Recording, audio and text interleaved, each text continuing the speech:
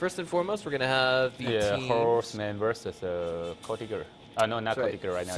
Singapore, the Coalition Singapore. Yeah, Coalition in Singapore. But the first time we saw them debut was actually in QIC Season 1, and their name back then they joined, I think they joined the QIC every time except the previous season, I think. Right. And following them is going to be Charlotte Tiger versus Team Efficiency. That one's going to be a pretty good one. And then after that, we're going to PvP Super Friends versus Elong. Yeah. Oh boy. And hopefully Elong will be on time today. But I think it's time. Already report. Yeah, I think it's about time for us to jump into the rules. But first, a nice shout out to Cow Thief and Pig Thief. Both of those guys are in chat. And Cisco is actually being asked for. Cisco is one of the Chinese language casters here at TESL. So, I'm wondering. I think we really need to refresh on the rules. Yeah, but we got a lot of new rules. Yeah, we're waiting for the production crew to throw that up there. Okay. But what are your predictions for tonight, Edison? I think it's really hard to predict anything because we got a top 4 tonight. Yeah. Edison's plagued with the hiccups right now. All right, so we've got here are the tank regulations. Only 2 possible loadouts are available to your team. That can be either 6 tier 8s and 1 tier 6 tank, or 5 tier 8 tanks and 2 tier 7s. So it's entirely up to you what you choose. But on Himmelsdorf, we see that the trend is commonly 5 tier 6s and 2 tier 8s. Maybe able to throw a KV2 in with the mix, but it's a little bit hard to say. But match regulations are 1 match consisting of 2 maps and a maximum of 8 battles. That's 9 if you include the tiebreaker game. Yep. 1 map will include 4 battles where each team plays 2 times in attack mode and 2 times in defense mode. Yep. Rules are played according to the following rule: attack, attack, defense, defense. To win the match, a team needs to win 5 battles out of 8. So the first team to 5 points wins. If both teams have 4 points, then we take it into the tiebreaker map, which is predetermined each day. Yep. And I think because of the game mode different right now, so on the previous season, we can say that Rimberg is really campaign map, but right now, we can see that in the Rimberg it's not campaign anymore. Oh yeah. And finally, to kick things off, it's going to be 4 matches on my favorite map. It's going to be Cliffs. We haven't quite seen the meta, what the meta would actually be on this map yet. I'm sorry? Yeah, it's a band. It's a band map. Yeah, it's a band. So it should be the Prokonovka, I guess. That's interesting. It looks like something came up with the production crew. It turns out this is the band map. Let's see. Okay. We got a Prokonovka. Let's see right now. what's going on in chat right now. What are they saying there? Heal PM, tank picks, tank picker. Okay, WC. Well, one of the guys is going to the bathroom. But okay, this is interesting. Apparently, there's no objections. Okay, there we go. We fixed it from the production crew. They switched it to Prokhorovka. All right. So, right now, on this map, Prokhorovka, I think we saw a game here on Tuesday night, if I'm not mistaken. Did we not? Yeah, we do have. Well, I'm wondering what kind of strategies we're going to see on this. I wouldn't be surprised to see either of the 2 tank assortments used. That would be 6 tier 8s or excuse me, the two tier 7s or the 1 tier 6. But honestly, in this situation, on this map, I think the light tanks will be more vital. Do you think it would be possible to see a tier 6 heavy tank and then the rest of the team going to tier 8 lights? Yeah, it's normally we won't choose that because of tier 6 heavy tank. Normally they don't have any vision. Like the range only maybe 320 meter. It's not if you gonna fight to the other light tank, you cannot see anyone, and they gonna kill you. Right. So normally on this map, if we pick a tier 6, tier 7, I believe they would choose the light tank, not the heavy tank.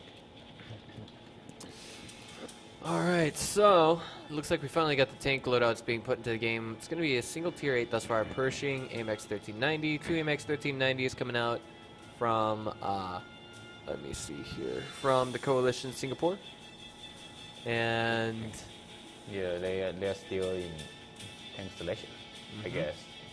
M41 Bulldog. Now, Can you go ahead and highlight the specialties of this, because we kind of skimmed the M41 Bulldog day before yesterday. We don't really. We saw a lot of Bulldog. No. I mean, we didn't really talk about it enough. Okay. Like Yeah. to the newer viewers out there, what's the specialty of the M41 Bulldog? Yeah, it's an auto loader with 10 rounds magazine. So if they rush in and they shoot you 10 rounds and leap away, it's really painful, I think. Yeah, 76 millimeters. It's good for delaying those captures, and also would you say it's a very fast-moving light tank? Oh, it's very fast. Okay. Very, very fast. And I think the maximum speed is over 70 kilometers, kilometers. All right. So it's quite fast. And the gun is accurate when it moves, when it's run and shoot. So it's pretty good for fast attack.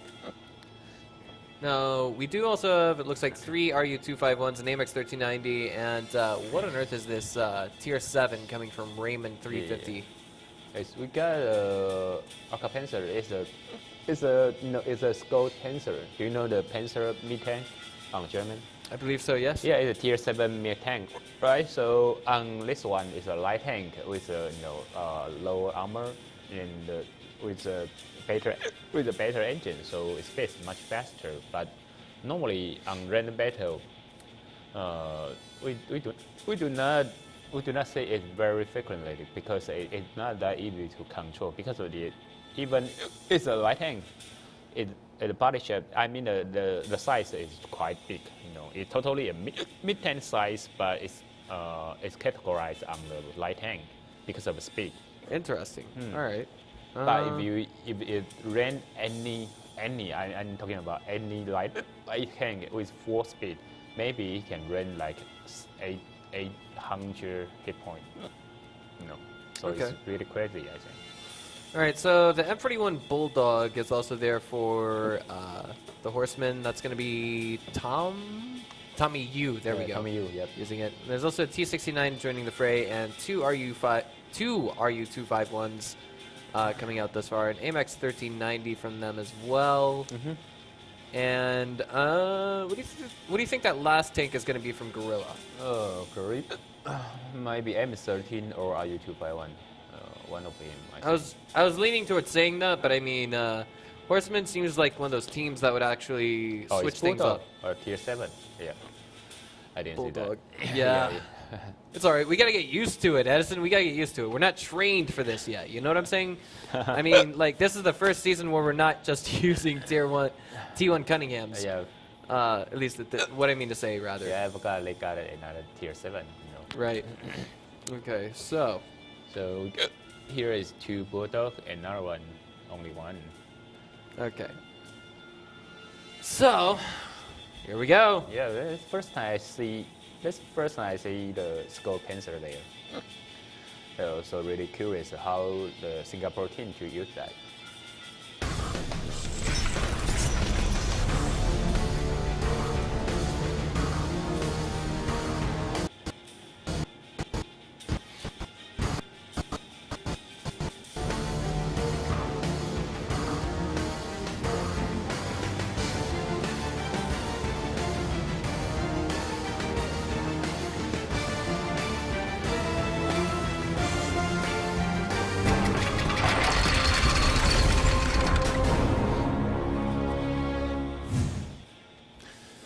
And they're off. It's spawning to the north. It's going to be the Coalition. The north is Horseman. Geez, Horseman, yeah. It looks like we got the graphic mixed up just a little bit. But to the south, it's going to be our team from Singapore, the Coalition. And for the time being, I'd like to highlight, yes, we're having a few, I guess you could say, issues with the graphics and such. But at least today, we're going to have the screen all to ourselves, not too much trouble.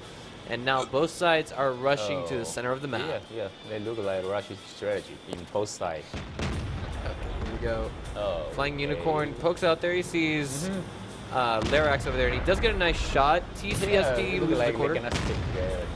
No, everybody just want to push it, but because the Horseman have Persian and T69, so if in the light close battle, I think mid tank cannot. Oh man, Raymond's down to low HP, and he just got knocked out. So that's one less take for the TCSG. Gorilla now backpedaling for his life. Tommy Yu caught up in the fray. He's been completely ignored, however, and now he's been taken out of the game. And this is exchange for exchange just about. Yeah. But I mean, the coalition, excuse me, Horseman is always up just one more tank. Yep. Spencer now struggling for dear life, and I think he's on the reload. Oh man, he is. Oh, Nang's on the reload, I guess. Yeah, Lyric sealed him out. Missing. Wow, it's got it. Okay. Right, and now it looks like an even 3v3, but the coalition has just a little bit more HP on them than Flash. But first, the Horseman got one more tank. Excuse me, former Flash Wolves is what I meant to say.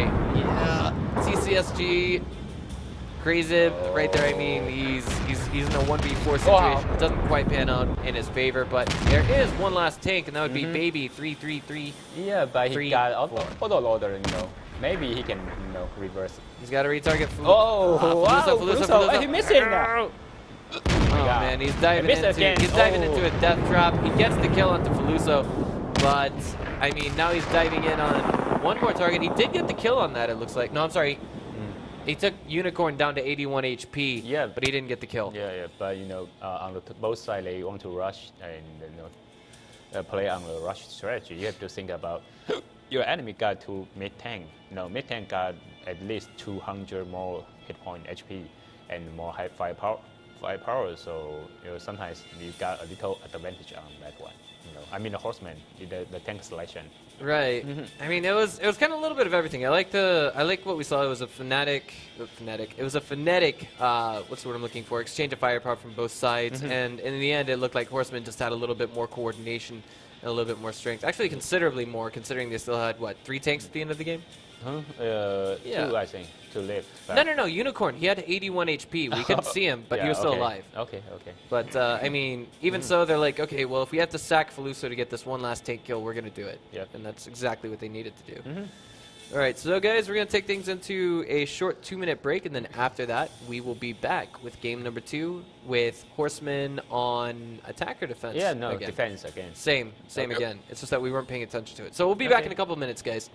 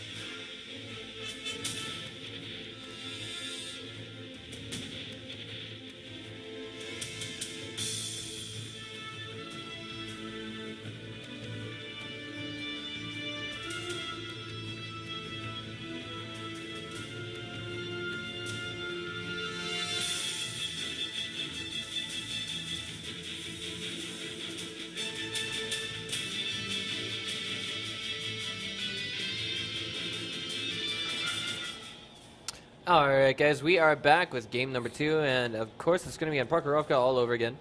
And it's going to be the same setup as it was in the last game. That's Horseman defending and Horseman defending, right? Gotcha. Yeah. And the tank selection did not change, I think. One thing I can highly appreciate is that these games, or at least this one game, it's a nice way to start off. They're pretty action-packed.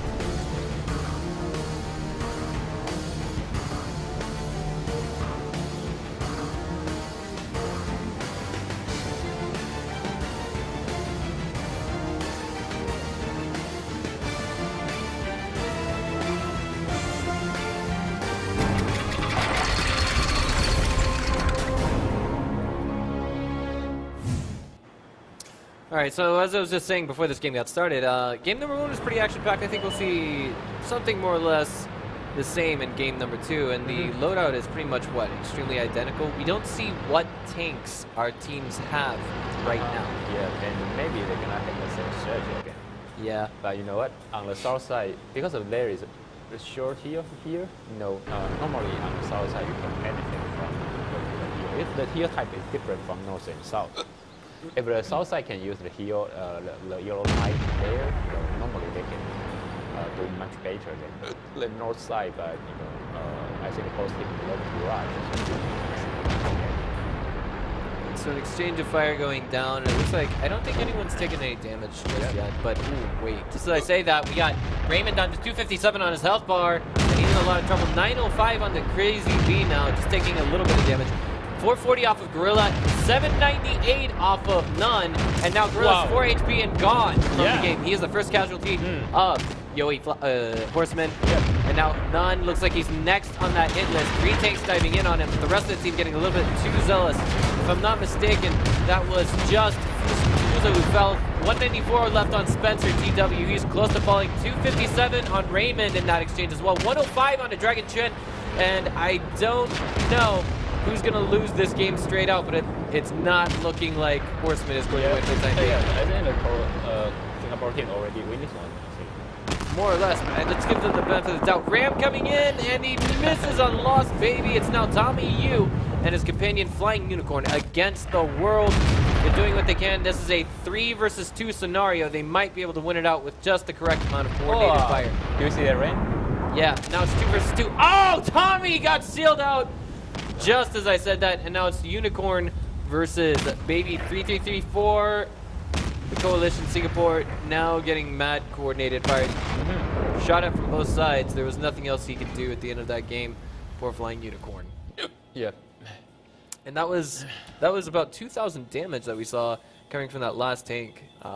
1,946. It was really amazing. Yep, but I think on this time, the Horsemen, they split to 2 parts. Couple tank on the north and couple tank on the south. When the Singapore team, they almost all rush into the south, and almost all rushed into the north part. So that's why they win this one. But it's still quite close, I think. It is. I mean, like right now the score is 1-1. I feel as though this is a set that can go either way. I feel like these are 2 very evenly matched teams. Like we're gonna see. Like, this is kind of stalemating. We might see this go 1 point, 1 point, 1 point, 1 point, 1 point, 1 point, all the way to the final game. What do you think? Yeah, possible. All right. They score on the Silver League quite close, I think. Right. Yep. And before we go to a commercial break, I just want to highlight that I feel like Wargaming's goal for the meta for this tournament, producing more and more action-packed games, has been met. I mean, like game 1 and game 2 are perfect models of, well, not entirely perfect models of how the tournament is supposed to work, but it's definitely giving us more games, less camping, things like that. So they hope that, I think. Right. And we'll be back in about 90 seconds. This time, Horsemen will be on the offense, and Singapore Coalition will be on defense. So don't go away, guys.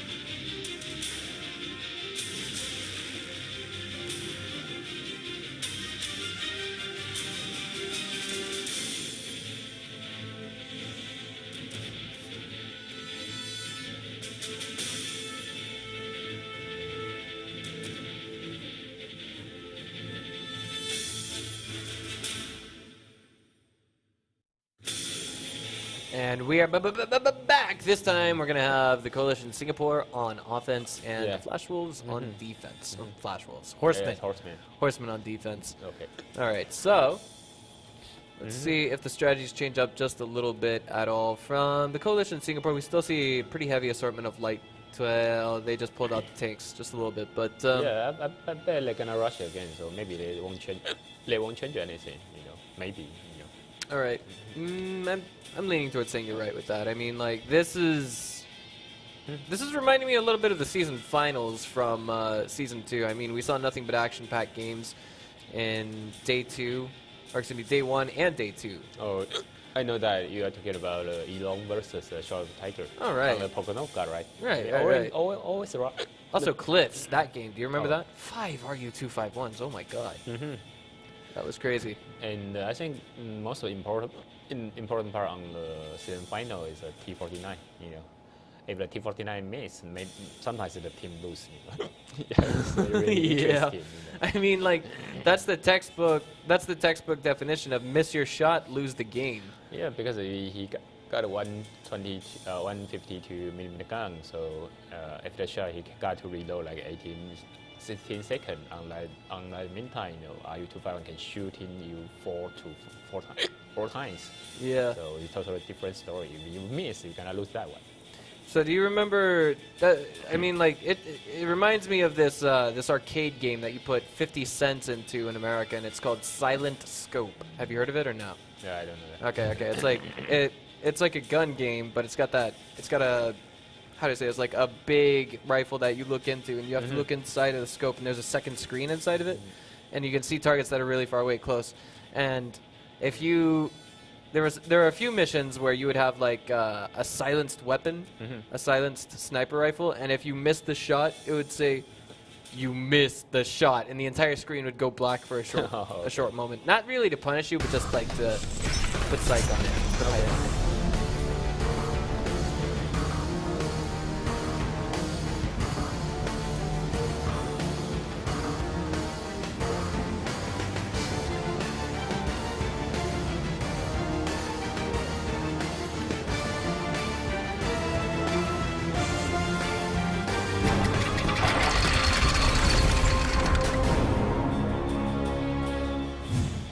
I was just saying to Edison that if you missed the shot in that game, it would actually the machine would actually say it out loud, and then just put more stress on it. But spawning to the north on offense or defense rather this time around, it's going to be the Coalition Singapore, and to the south, it's going to be Horsemen. Okay, so the strategy looks a little bit different. Yeah, both sides This is going to be fast-paced and chaotic. So what I'm going to do this time around is reverse shot calling, which means calling by how much damage is done, or not how much damage is done, but rather how much health is remaining on each tank, and I hope it's actually fast enough for you guys. Already we see 866 remaining on Raymond, taking about, I think that was a shot from a Bulldog, because it did very little damage. Yeah, only 100. Less than 100. Yeah. And the second shot follows up and takes him down to 764. And beyond that, it looks like there was a little bit of a scrape that Baby hit, and that was only 15 HP. I'm thinking it was a ram from a teammate. Now, oh my god, Lost Baby takes himself down to 865.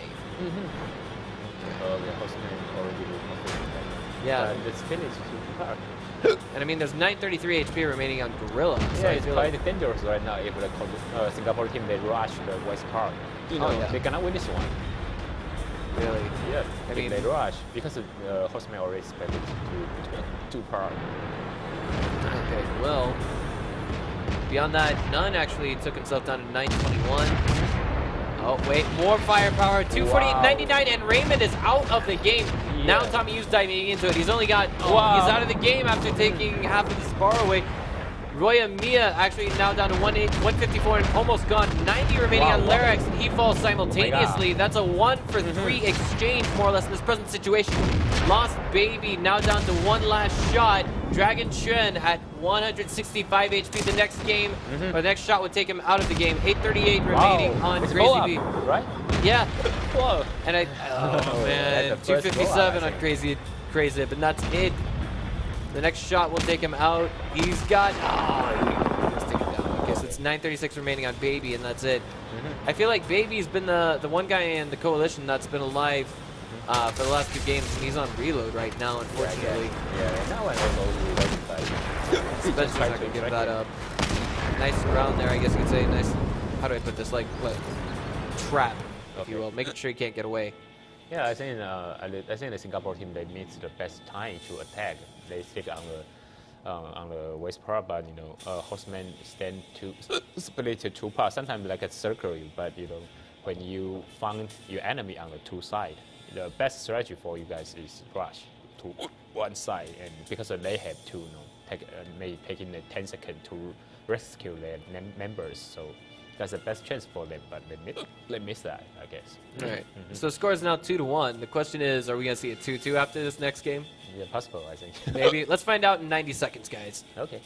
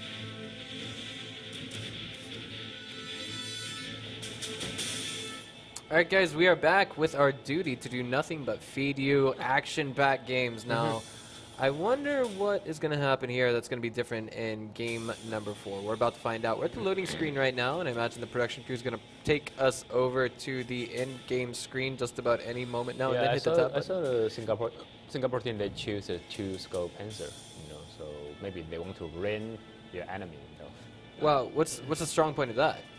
Yeah, because if the scope Panzer rain Bulldog, he gonna take like 800 HP, All right. So it's really crazy for the ramming, but the gun is okay, but I seldom see anyone use a scope Panzer.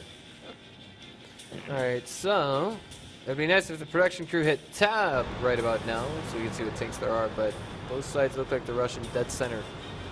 And as Edison pointed out, there are some different tanks coming into this game that are meant for ramming, I guess you could say. This night also had different strategy. Oh boy. Yeah, the Singapore team rush. They are not stopping. win. They're just diving straight in. It's going to be, holy cow. Lyric's taking down to 559 already. 442, 304, falling quickly. 395 on the TCSG's Crazy Beat. And he is out of the game just a little bit before Lyric's. 445 remaining on Raymond, 212. And in the exchange, Gorilla and None both fall. Now we've got 535 on Lost Baby. 245 he's down to now. And he took down Faluso just a little bit before he fell himself. Yeah. Now it's 2 versus 3. Coalition has 2 full HP tanks, and Horseman has 1.5. Yep, but no, both sides.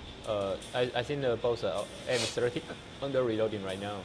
Right, and in this situation, Horseman just has to take a draw and they win, or not draw so much, but really. Yeah, but they need 5 minutes, it's not that easy. Yeah, I mean, like, all they have to do is, I guess you'd say, hide. Maybe they are doing that. They're splitting up right now. Yeah, that's what they're doing right now. Okay. Oh, someone was spotted. On the map, do you see the square there on the Korean? Yes, I do. Yeah, that means you are spotted. Both are spotted right now. They're kind of getting, how do I say this? They're fighting from both angles, but Roy, Mia, and Dragon Chen are just going to, I think, hunt down Spencer first, and then after that, it could be just open chaos. Who knows? They're a little bit confused right now, it looks like. They just lost vision of Spencer. Okay. They're going to get a Korean right now. Oh, man. He had to run as soon as possible. All right. Well, how do I say this? A good offense is a great defense, I think, is what the Coalition and Horsemen are both pulling together. But Roy Amia is just going to chase down Colin there. He's in a lot of trouble. Yep. He's inflicted over 1,000 damage in this game. He's going for the capture, but it's reset. Just like that. All right, so Spencer looks like he's next on the hit list. I mean, it's possible if RNGesus really loves him. Yeah, but it's possible. M13 is not that accurate, so it's really Hit hard. 1, hit 2. Whoa. Don't say that. Misses number 4. He's on fire. He set the extinguisher. Now is he on the reload? Dead. He's on the reload, is he? Yeah. No, he wants to make that last shot hit. Maybe, I don't know. I'm not sure. I'm not sure. I think he just took engine damage. He's moving really slowly. Yeah, but oh, possible. Yeah, possible. Look at that. Maybe the fuel tank got hit, but now Roy Amia's just taking his time getting the kill because he knew that Colin was stuck on the reload and came close to getting one of them. Yeah, but because the Horsemen make a big mistake this one. Let's split it to two parts. Another team go to a railway. I mean, on the east part of the railway, so they cannot rescue their member, and they have to know that because of the Singapore team, they love to rush. So you have to caution about if they rush, how can we do on the team of the east because they are split to the main team there. So that's why they lose this one. Well, I mean, that's just the way this game goes. And I mean, like, it kind of goes without saying, like, the situation that we saw. Was it Spencer in the AMX 1390 at the end? Spencer? The last one. Yeah. I mean, like, I don't have the AMX 1390, but I mean, the AMX 1375, the AMX 12T, those tanks, if their engines are in the front, and it's so easy to do damage to them. Yeah. So, I mean, like, when he got hit there, it not only put him on fire, it damaged the engine, and I think he might have spent one of the modules already, or maybe didn't bother. I think he already repaired his something, maybe tread or something. So after his engine damage, he cannot repair that. A fighter is extinguished instantly, so he did not damage any module. Makes sense to me. All right, so now the score is 2-2. We're gonna see if it's gonna go into 3-3 or 4-4. Yeah, might be. Shortly after this, what's what I'm looking for? Maybe this 90-second commercial break. I'm not sure how long it is, but we'll be back in just a few minutes, guys.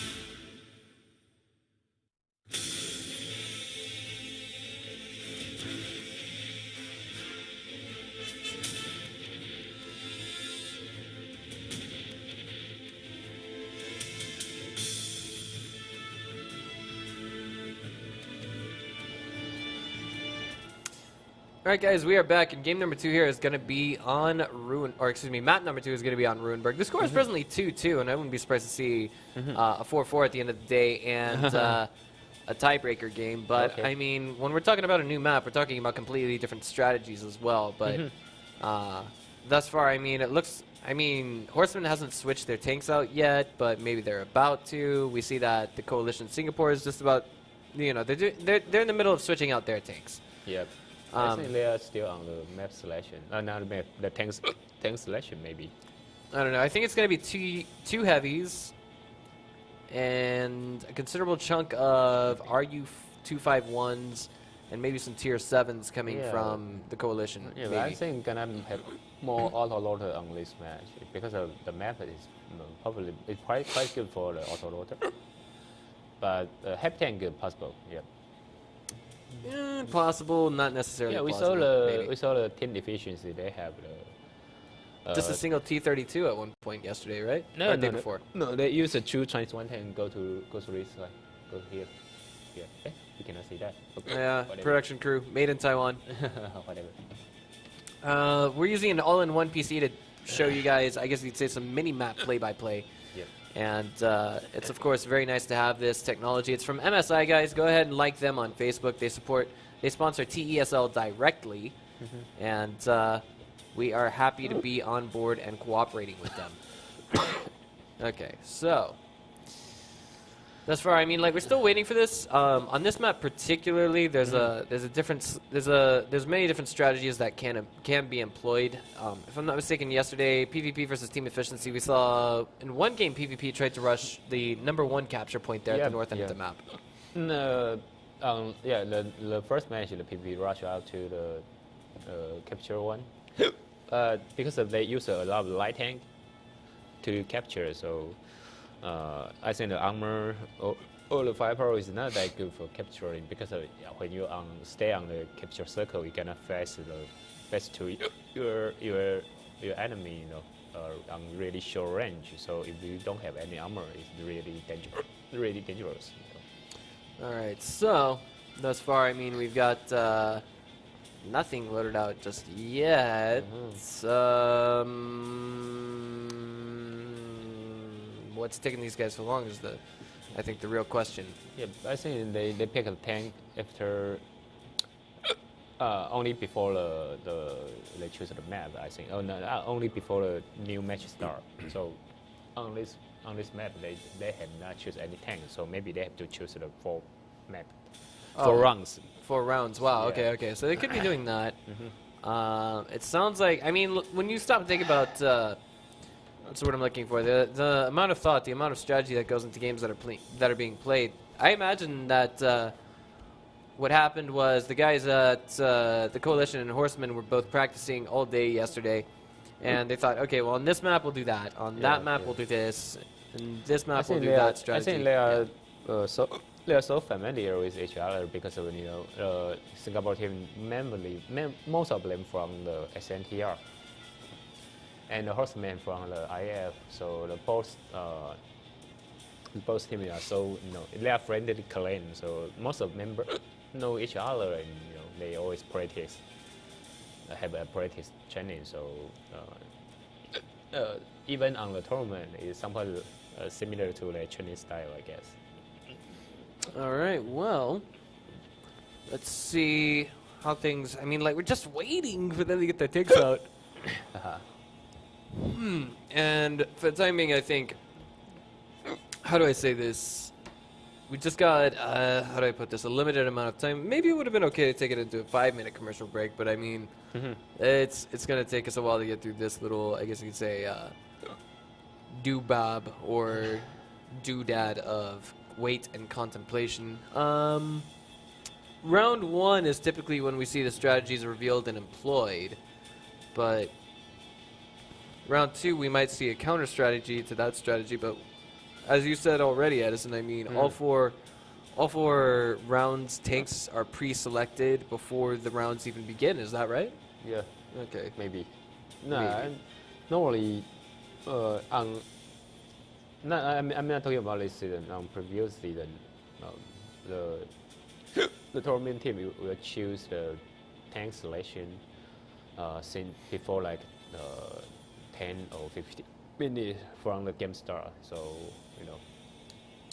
and but on this season the map we only have 2 maps. So maybe we only need to. I mean twice the tank selection, but a tank have to practice, not practice. A map have to fight for 4 times. So I'm not sure the procedure, but in previous break we only have 90 seconds. So that means they have to choose the tank before the map start. I mean the new map start.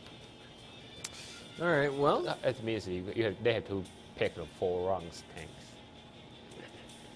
I don't know. I'm still wondering, when are we going to get this game underway? I mean, I can already see ourselves on the preview tab, which means, or not at the preview tab, but on the twitch.tv channel, which means 7 minutes have already passed without a game. Okay. We had such momentum. What happened there? It's a little bit disappointing, you know? Okay. We had so much action, and now it's just not there. Okay, we see that. Chinese 110, AMX 50s, Chinese 110s, M41 Bulldogs, those tier 7 lights. The horseman choose a lot of, the heavy tank. Normally, if you choose the heavy tank, you're probably gonna capture or gonna stay on the center of the map. Well, let me ask you this, Edison. I have an M6, and on it, it has a 76mm cannon. I never bothered to buy the 90mm cannon because I just want to take the fast route to the T29. Yeah, but I recommend you take the 90mm cannon. As do many other people, but it costs 15,000 credits to do it. Yeah, so but you have to make it money. Yeah, but I mean, come on. But if you go up to the T29 and you only use the 76mm gun, your team member gonna kill you. Yeah. But I mean, like, what I want to ask is, the M41 has a 76mm, right? The auto loader, that's 76mm. Yeah. Yep. Can it penetrate an AMX 50 from the front? Yeah, no problem. Okay. They use the go run. It's a hit. Isn't the penetration to 200? Okay, it's a horseman.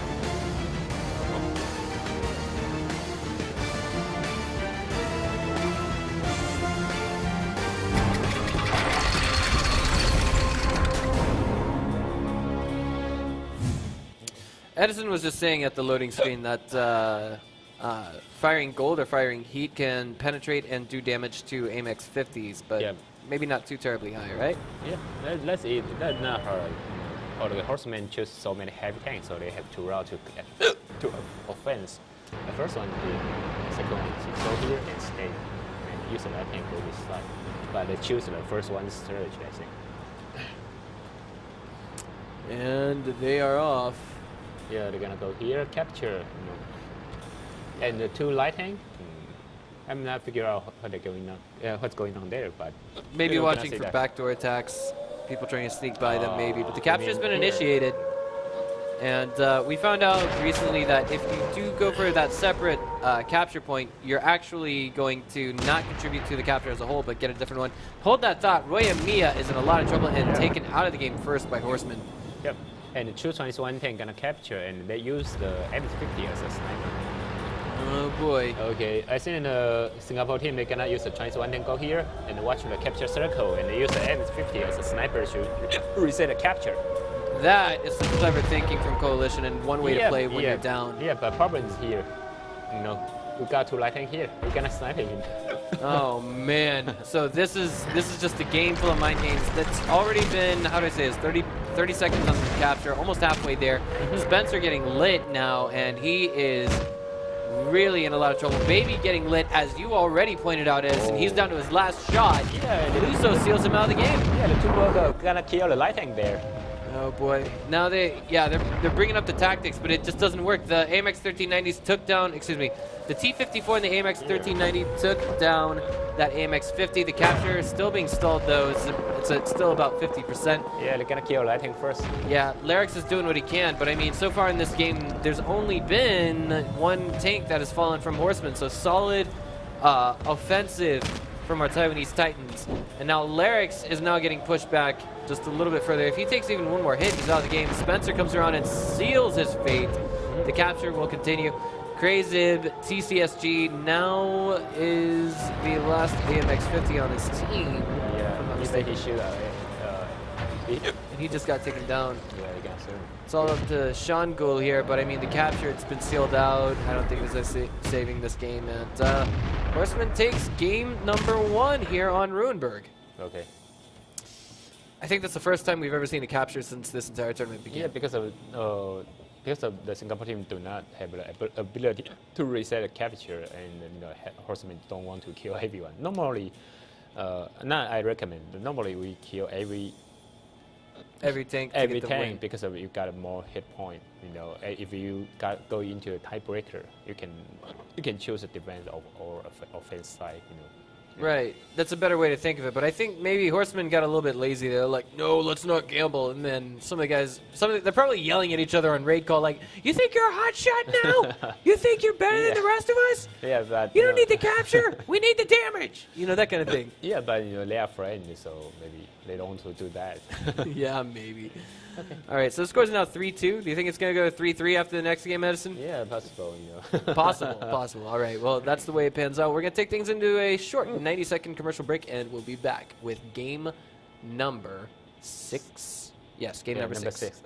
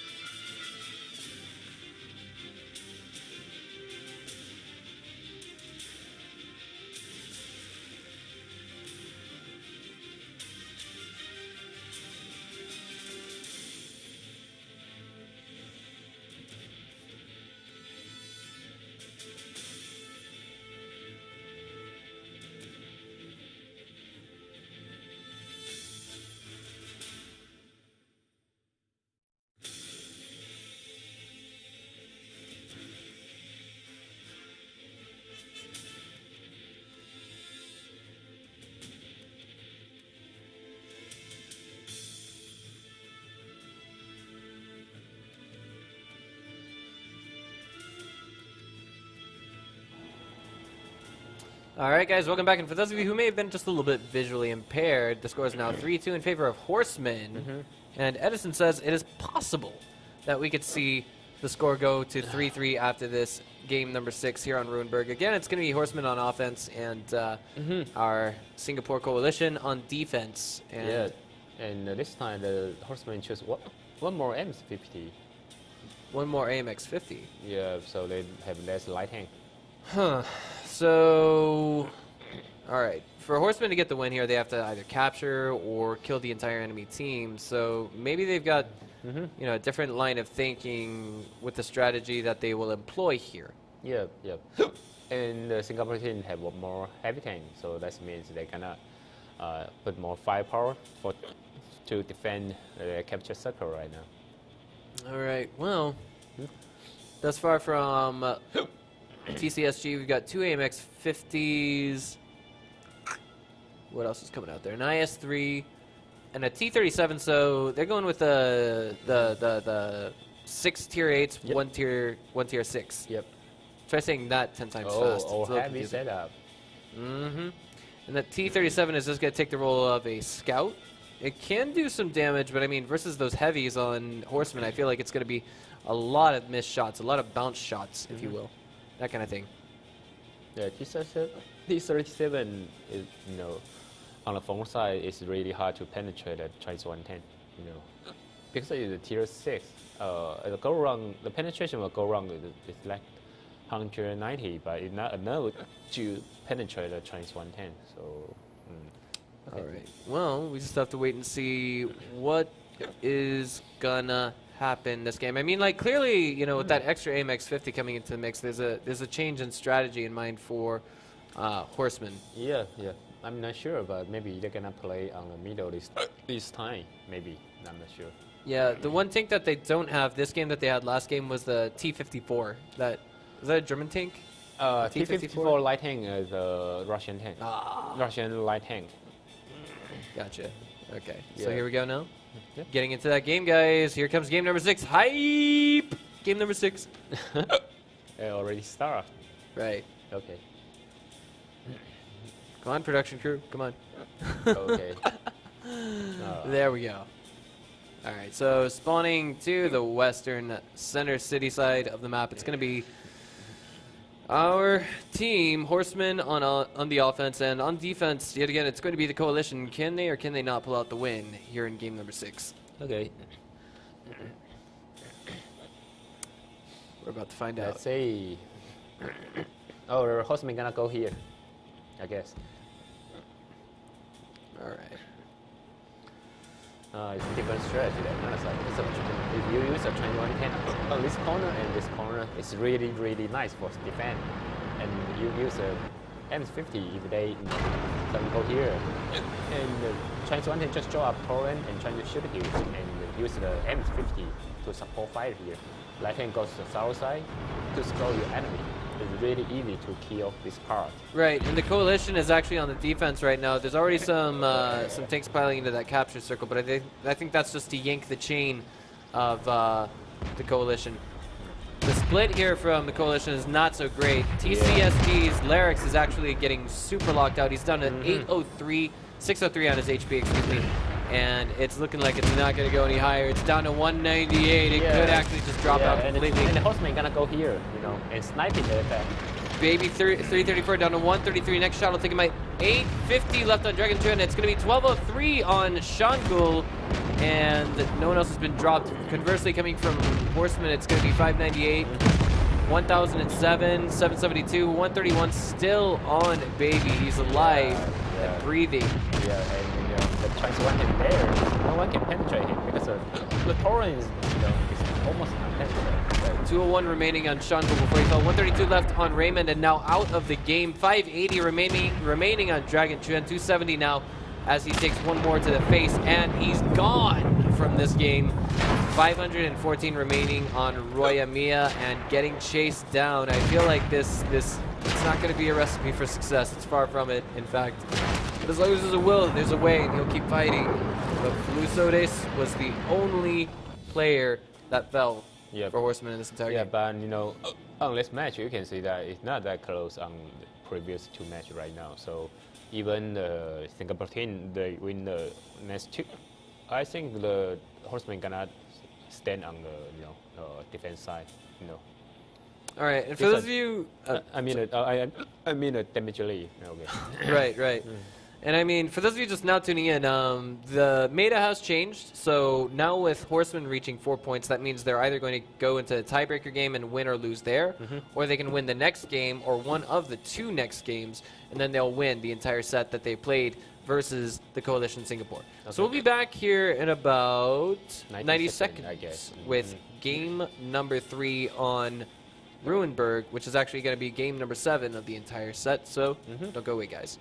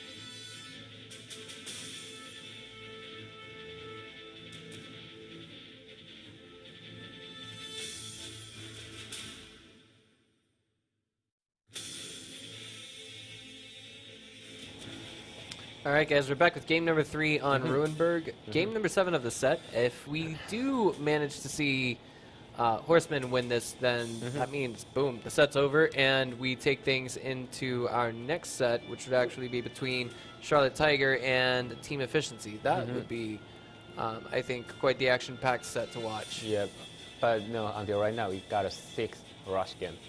Every match only taking like 2 minutes. That's right. That's Yeah. right. So even like the bowl 9, we played quite fast today. Yep. All right. So, thus far, I'm feeling like, Horseman has very solid rush strategies. I'm wondering what they're going to do on the defense this game around. Yeah.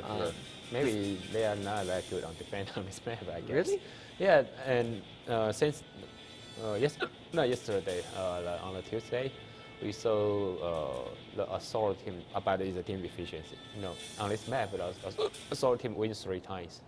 I mean the team efficiency to PvP. All right. Yep. Well, the offense team maybe got some advantage here, but I'm not sure about that because it's a new map. It's not a new map, but it's a new model. So every team they have to discover how to play on this map. So. okay. So now we've got a Chinese 110, an IS-3, M41 Bulldog, and an AMX-50 coming out from Horseman. Yeah, we got 5-8-7 composition for their team. That's 5 tier 8s and 2 tier 7s. Yep. While they have the 6 tier 8, 1 tier 6 on the Singapore team. And the Singapore team use 3 T54 light tank. It's really maybe they have some new strategy here. But we seldom see any T54 because the DPM is not that good. Accuracy is not that good compared to the RU251. Dragon Chuan is looking like he's switching out his tank. He had a T-37 just there we go, it's back. Okay. And that is a lot of light tanks. 3 AMX 1390s. Yeah, they all light tank. And we're getting started, guys. Here comes game number 7. We're at the loading screen right now. 3 T-54s it'll be from the Coalition Singapore and 3 AMX 1390s. Those are all light tanks, correct? Yeah, but I think the Singapore team gonna rush here, because they're all light tank. They won't go here. It's too risky. If you capture, the light tank is really easy to be killed. So. All right. So we're gonna see the center east capture point taken. You think? Not capture. I guess they're gonna rush. Yeah. All right. Oh yeah. Okay, you mean the location. This could be maybe a default loss coming from Horsemen, but maybe they can read into the strategy that is coming from the Coalition Singapore. And spawning to the northeast, it is of course going to be Horsemen, and spawning to the far west, it's going to be the Coalition Singapore. Okay, the Horsemen is back. They're gonna rush east part, so the Horsemen gonna stick here. But they have an M41 Bulldog headed dead north right now. Just a single M41 Bulldog, but as long as they coordinate their fire perfectly in this situation, they should be good to go. Yeah, but Horsemen already is back. They're gonna rush the east part, so Horsemen gonna go here. They're gonna use a heavy tank to fight the light tank. So they're gonna have a firepower and a hit point advantage here. Here we go. Colin is exposed there, and it looks like he's about to get wrapped around, but not before Baby 3334 takes a ton of damage. He's still alive. Wow. Wow. 1 for 1 there. And Lyrics is struggling for dear life there. Yeah. He gets sealed out of the game. Sean Gould getting a little bit overzealous, but Horsemen here are looking pretty strong. Roy Amia is next on the menu, and he is getting diced up, eaten alive, and tossed out of the game. There's only 3 tanks remaining now on the Coalition. How did they win in this situation, Edison? I don't know. Oh man, okay. Maybe they don't, but it's all up to Dragon Chuan now. He was in the. I'm trying to rescue him. Yeah, is that the Bulldog? No, that's a T-37. Yeah. It's a elite chafe. Yeah, unfortunate, but well, this is how it ends. The end score is now 5-2 points. 5-2. I think it's a counter strategy because the Horsemen already see, okay, you got all light tank. It not means you're gonna capture. It means because you got light tank, you're gonna capture, you're gonna hold its part. So they drive the old heavy tank rush to east. Yeah. It's somehow like Murga use a heavy tank fast to a light tank. It is. It is. I mean, like just getting some of that perspective, or just trying to fill someone's head with perspective. That's like I don't know how do I say this. It's like. It feels like basketball with high school students going up against elementary school students. When you think about the size, the brawniness, that kind of thing. Yeah, the armor, firepower, damage. Yeah. Wow. And when you just bump into them, you actually knock them over by mistake, Yeah. Okay. But I have to say that it's a counter strategy. Maybe they can choose a light tank and go to a rush to the capture circle. Maybe that might be very amazing, because the heavy tank cannot go back that fast. Maybe they got chance to win, but if your enemy know what you're gonna do, it's really hard to win that. Okay, well, we're going to be back in just a few short minutes with our next step between Team Efficiency and Charlotte Tiger, guys. Don't go away.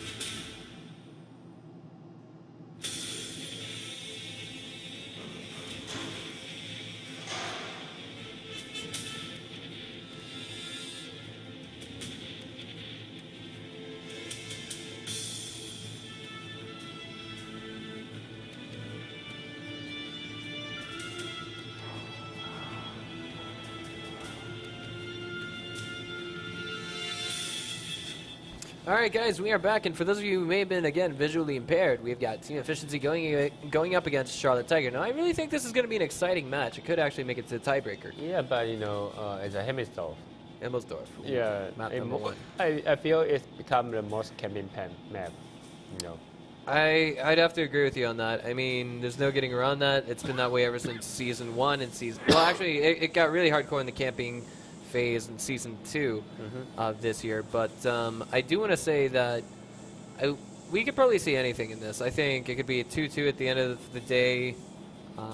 That's wins for the defending team. But we're about to find out just how this unfolds.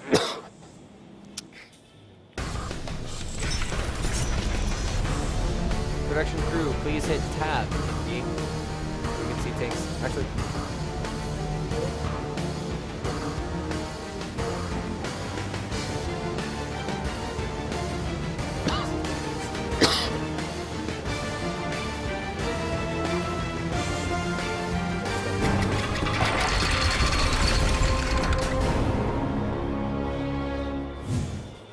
Alright guys, so along with the standard IS-3s, and AMX-50s, we also saw KV-4s and KV-3s hitting the battlefield on this map. What do you think those are going to be for? They've got...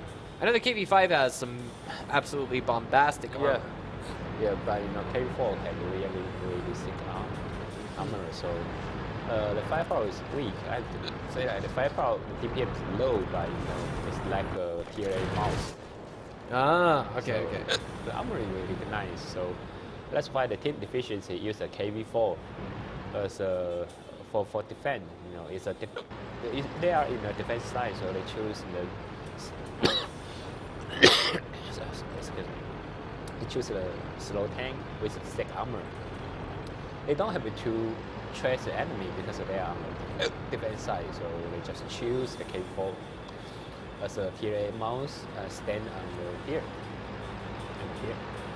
All right, I mean, that sounds like an absolutely, how do I put this, criterion method of analysis. And it looks as though we're going to have Hiwami going up here. Like, this is what I love about Charlotte Tiger. They got those unique strategies, but Hiwami's going up here, and he's going to see if he can spot for his team. Yep. And see if anything is going down there on the low ground. And he sees nothing thus far, so I think that's going to prompt him to maybe go down the northern slope of that hill, maybe pull back, but we've also got his teammate there accompanying him in an AMX 5100 as well. Yeah, but I think the Charlotte Tiger's logo is wrong, right? It's a red panda, so it should be a team deficiency. Yeah, it is wrong. Okay. Well, thus far, we're just going to have a slow, I wouldn't say poke, but definitely a push coming from Charlotte Tiger. And I think the Charlotte Tiger, if they can stick all tier A, you know, together, and just ignore the KV-4. They don't have to kill the KV-4. They just take a flank hit and kill here first, and go back to kill the KV-4. Maybe they can do this one. If they deal with the KV-4, they cannot suffer a lot of firepower from the west part. So. Here they go. They're getting ready for that push. We've already got the AMX 50 accompanying Hiwami going down that northern slope. Okay. This is a game of nerves indeed. And look at that lineup coming from the Charlotte Tigers. That is amazing. They've all got one shot ready to go, and I think they're ready to aim it at that window should they need to. First, of course, they've got the Oso standard plateau, who's going to do a scout to the right-hand side just to make sure that nothing is at that location. Then maybe they'll try and fall in. But why they choose a T-32? It's somewhat weak. The T-32, you know, the penetration is not that good, and the DPM is not that good. But I don't know why they choose a T-32. Okay, well, 4 minutes to go on that clock, and honestly, Charlotte Tigers is playing this out as carefully as possible. Dexter took a hit there as well now. He's down to about 3/4 of his HP, about 4/5 rather. Yeah, they are on the hillside and someone spotted him. Right, I think maybe, do you think they're trying to play pokes and get Dexter out of the game? I'm not sure. I'm not sure, but I think the M50 cannot flank in here. Indeed, there he goes. All right, so he's just diving straight in there. 3 minutes and 30 seconds remaining on that clock. Comics fires a shot, and I don't believe it connected. No, I'm sorry, it did. It hit Hiwami, who's coming down that north hill. And the fight is about to ensue. Okay, another blind shot. Here. That more than likely came from an IS or an IS-3. But here we go. Yeah, they nail all of the enemy from the hillside right now. Right, and Opalisk there isn't back, and this means that just about everyone's ready to go. But Opalisk was notoriously just piloting T1 Cunninghams throughout Season 2, so I'm wondering if this is going to affect his mindset at all. Okay. Right now, there we go, they're diving in. Yeah. Opalisk takes a shot. He's down to about 922, 768 remaining on Reno, 525 remaining on Hiwami, who books forward just a little bit. In the exchange of fire, Tanaka takes down to 1184 Elite, knocked down to 739 now with 2 stacked shots, 900 damage, or 900 HP rather, remaining on Tanaka. The capture has been initiated, 798 onto Juice, and Reno and Aklov are trying to steal Dex out, suppressing him, and they're doing a good job to that end. They are succeeding. But Paulie there in the background is down to 241 on his health meter. Juice looks like he's about to get knocked out as well. But there's only a single IS, and that's going to get triple teamed there. And the capture that has just been canceled by Team Efficiency. Juice now down to 118 HP, and now it's a 2 versus 2 here in the capture circle. As you can see it, Reno getting knocked out first, and the surround coming in here from Team Efficiency will assure that Akluv does not get away. Yep. Opalisk in the background at 151 HP. Hiwami at 333, if I'm reading this correctly, and Aklov down to 15 before knocked out of the game. Not sure if that was a ram or a shot. Yeah. This time the Team Efficiency, they use a strategy like this one. They use a KV4, KV3, and the IS3, go to here because they got better armor. And they use the auto loader. The KV4 is really hard to penetrate if you hide carefully. So it's much easier for them to reset capture because you use a 6 armor to reset capture and attract the firepower like autoloader's firepower. So if the autoloader, the M50 shoot as many, if they shoot more, the team efficiency got a higher rate to win. The K4 is really hard to penetrate. So if you waste armor on him, ammo on him is really risky. So I mean, yeah, we definitely see where the KV4 is coming into play this game. Let me ask you this, though, before we go to a break. Why did they choose the KV4, not the KV5? The armor. The armor. The KV5 have really nice DPM, and it has the highest HP of any tier 8 tank, I remember you saying. But if you want to simply defend, you use a side scrape strategy, or just hide somewhere and show up your torrent. On that situation, KV4 is better than KV5. Yeah, but if you want to rush it, because if you rush, the KV4 is really hard to hide. So everyone can penetrate you if they aim carefully. On that scenario, KV5 is better because if everyone can penetrate, higher hit point is better. That's it. All right. I see what you're saying. Okay, so it's chosen for his very excellent armor rating, and I mean, seeing as we only saw 1 tank fall from Team Efficiency this game, if I'm not mistaken. Yep. Then this was it was solid play from start to finish from our Southeast Asia team. So we'll be back here in about 90 seconds with game number 2. Again, Team Efficiency on defense, Charlotte Tiger on offense. Okay.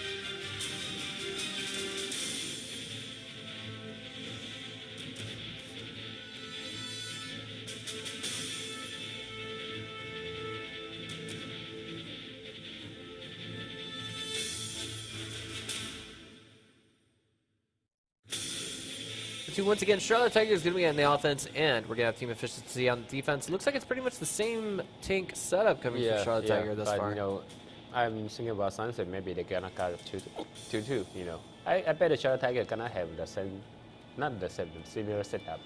It's a KV4, KV5, and everybody the heavy tank stick together. You know, it's really hard to break through. So probably you're gonna see a 2-2 match on this map.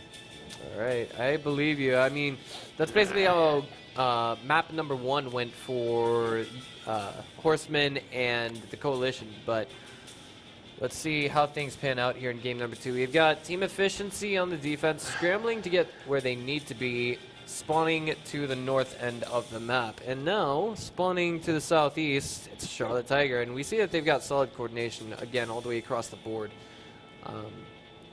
I really feel like this is one of those maps that's going to end 2-2, as you stated, Edison, assuming that we see neither side making mistakes on the defense. Okay. So, thus far, it looks like Charlotte Tiger's changing things up just a teeny bit. They've only got one AMX-50, or excuse me, one heavy tank rather, heading up the northeast end of the map. Not even going to bother looking over that hill. I think they're just going to try and make a quicker rush happen. But at the same time, it's hard for me to really pinpoint how exactly this is going to end for our players. Okay. What are your thoughts on this, Edison? Are we going to see the same thing that we saw in game number 1? Yeah, but I think they're gonna they may not capture this time. Maybe they're gonna pick up the strategy and try to they won't rush this time. I guess just with a slow pass, just keep on just rushing, and they're gonna have an effect trying to make it up to do it on message or follow 2 runs. Okay, well, let's see again just where things are going. There is something different happening this game around. We can see 2 AMX-50s are actually going to go to the, I guess you could say the south defensive end there for team efficiency, and they're going to greet that KV4. Yeah, but I just wonder if they capture, you know, and enemy rush in and someone flanking here. This one gonna work in, but on the north part they gonna all die. So I think what they're gonna wait for is that push coming from those 2 AMX-50s there, and then they're gonna all move in. Maybe. Yeah. Maybe they're gonna come here. You know, we're just waiting for them. Right, and I mean, perhaps one of the most tense moments of that game is when you don't know how many tanks are going to turn that corner. And if you've got 2 tanks turning that corner, you might be inclined to think, oh my god, the rest of the team is on the other end. One shot did just get fired, and it did not connect with anything, or at least it didn't penetrate anything. Yep. But the KV4, I remember you saying the KV5 directly counters the AMX-50. Yep. That was in Season 2. Would you say it's the same case with the KV4? You know, if the KV4 hide nicely and if the M50 just trying to shoot any KV4 already hide his phone armor, you know, he's somewhat like a suicide. All right. Well, okay. I see what they're doing differently this time. They're actually taking away that tank from the northeast end of the map. That's what they had in game number 1. And wait, where's he going? Yeah, maybe they gonna use it like KV3, you know, attract enemy's attention and use other tank cover him. And they really want to do is a rush from the other side. Maybe they can try this one. But if it is gonna work out, I'm not sure. But because of KV4, it's really take your time to kill him because it's not that easy to kill. Even it got really low DPM. The DPM is really bad. I do remember.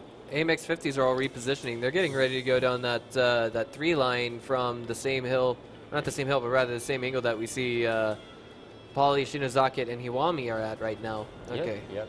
Death Skies may simply not be ready for this. They could actually be just playing picks with Death Skies, and with that in mind, they're going to have 3 solid shots onto him. If they can all 3 penetrate, that's going to be a hoopla load of damage. But here we go, Plateau and the rest of the team are now piling in there. They're taking a huge chunk, I might add. 651 down to Akilov, excuse me. 1,067. Plateau now down to 372. That's essentially one shot. 458. Excuse me, 549. 165 remaining on Pauly, and he's been taken out of the game as he rushed. And he's trying. Oh, I see what they're doing. They're focus firing those tanks, but that's costing them so much in the same time. Iwami was just exchanged for Juice, if I'm not mistaken. Elite in the background did fall as well. Shinozaki now is about to be sealed out by Tanaka, Death Skies, and Hatsune Miku. And then it's going to be Reno to the rescue, but I don't think it's going to work out. Akilov is now low HP, popping out there, and probably not the best idea.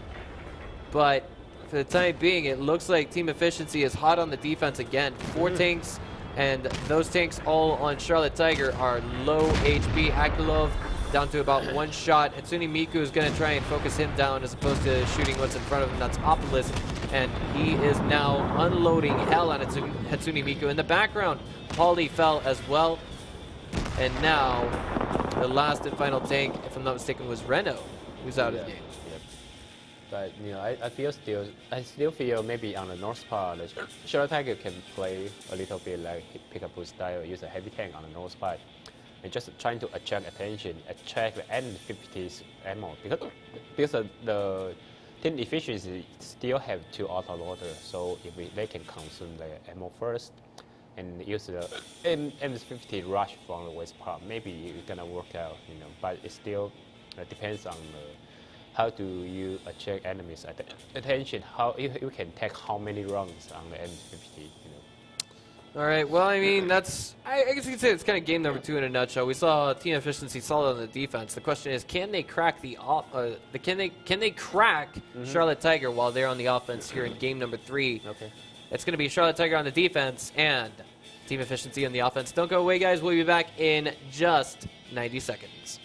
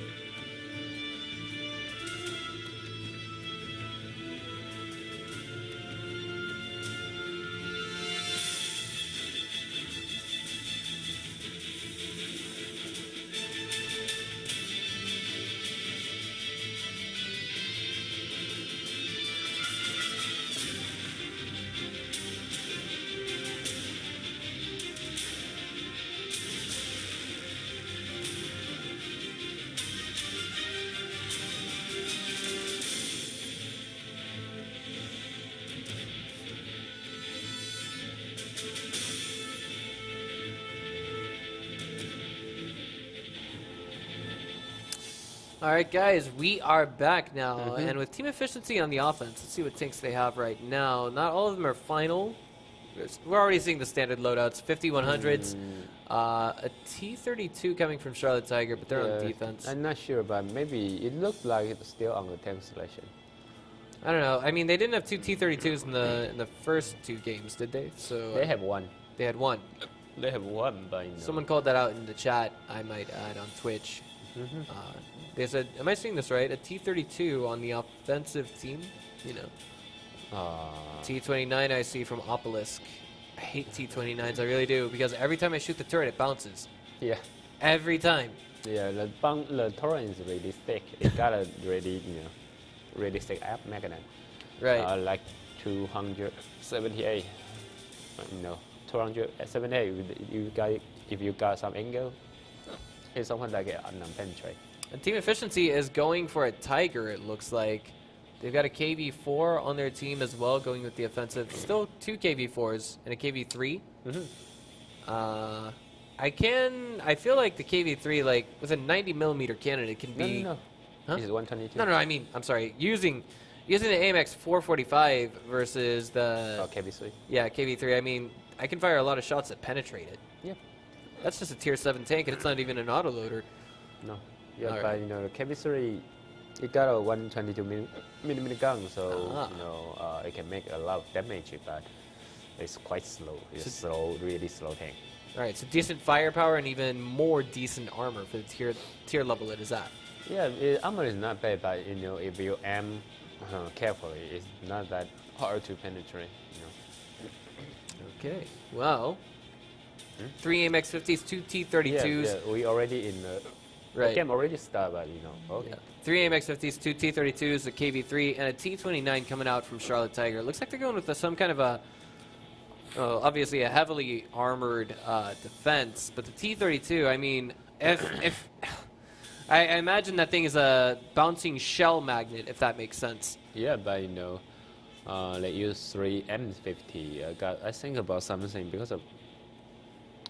Can they change the tank? Look like they cannot change tank. Maybe not. I mean, it looked like it might have been a loadout loss, but yeah. If they cannot change the tank, you know, on this map, if you choose a lot of KV4 to defend, sometimes you might got some problem to attack because of the speed is quite slow and the firepower is not that good. So when you rush in, your enemy can just kill other tank first. You know. Okay, well, here we are. So that's why I say it's a campaign map. Maybe we're gonna see a lot of draw on this one. Yeah. All right, so we've got pretty much everyone on Team Efficiency heading out immediately to the south, or excuse me, rather the southwest quadrant of the map, and I can see what they're trying to go for, I think. Do you think they're going to be going for a capture on that 9 o'clock position, capture point number 1? Yep, they're going to capture. They are ready for that. Okay. Kind of like this decision. It's a bold move, but at the same time... if they want to capture, okay, they can use a tier 7 tank to capture as 2 tank here capture. And the most important thing is they have 2 backup defense line here. They use other tier A, you know, trying to defend the enemy from the north part, and they use a 2 tank, 2 tier 7 stand on the capture circle. Probably they're gonna have a chance to win this one, you know, because if you capture, that means you force your enemy go out. So when you stand on the capture, you stand on the north side and stand, just show up torrent and stand behind the window. You know, it's really hard to attack, to offense, or to break through. But if you force to leave those buildings, you know, it's not that easy, not that hard to win, I think. Okay, a KV4 to capture. Okay, it's okay too. Same thing coming from both their KV4s. They're setting up a bit of an odd defensive line, I might add, but and this has gotten the attention of everyone on Charlotte Tiger. They're thinking, okay, we got to do something now. This guy is tucked behind that house. It looks like he took about 2 shots and both of them penetrated. One that just hit him now, 2 that just hit him now did not. So that thick armor is really playing in, like Edison said. Right. Yeah, but that's okay. You know, if you shoot a track, you're gonna reset. So yeah.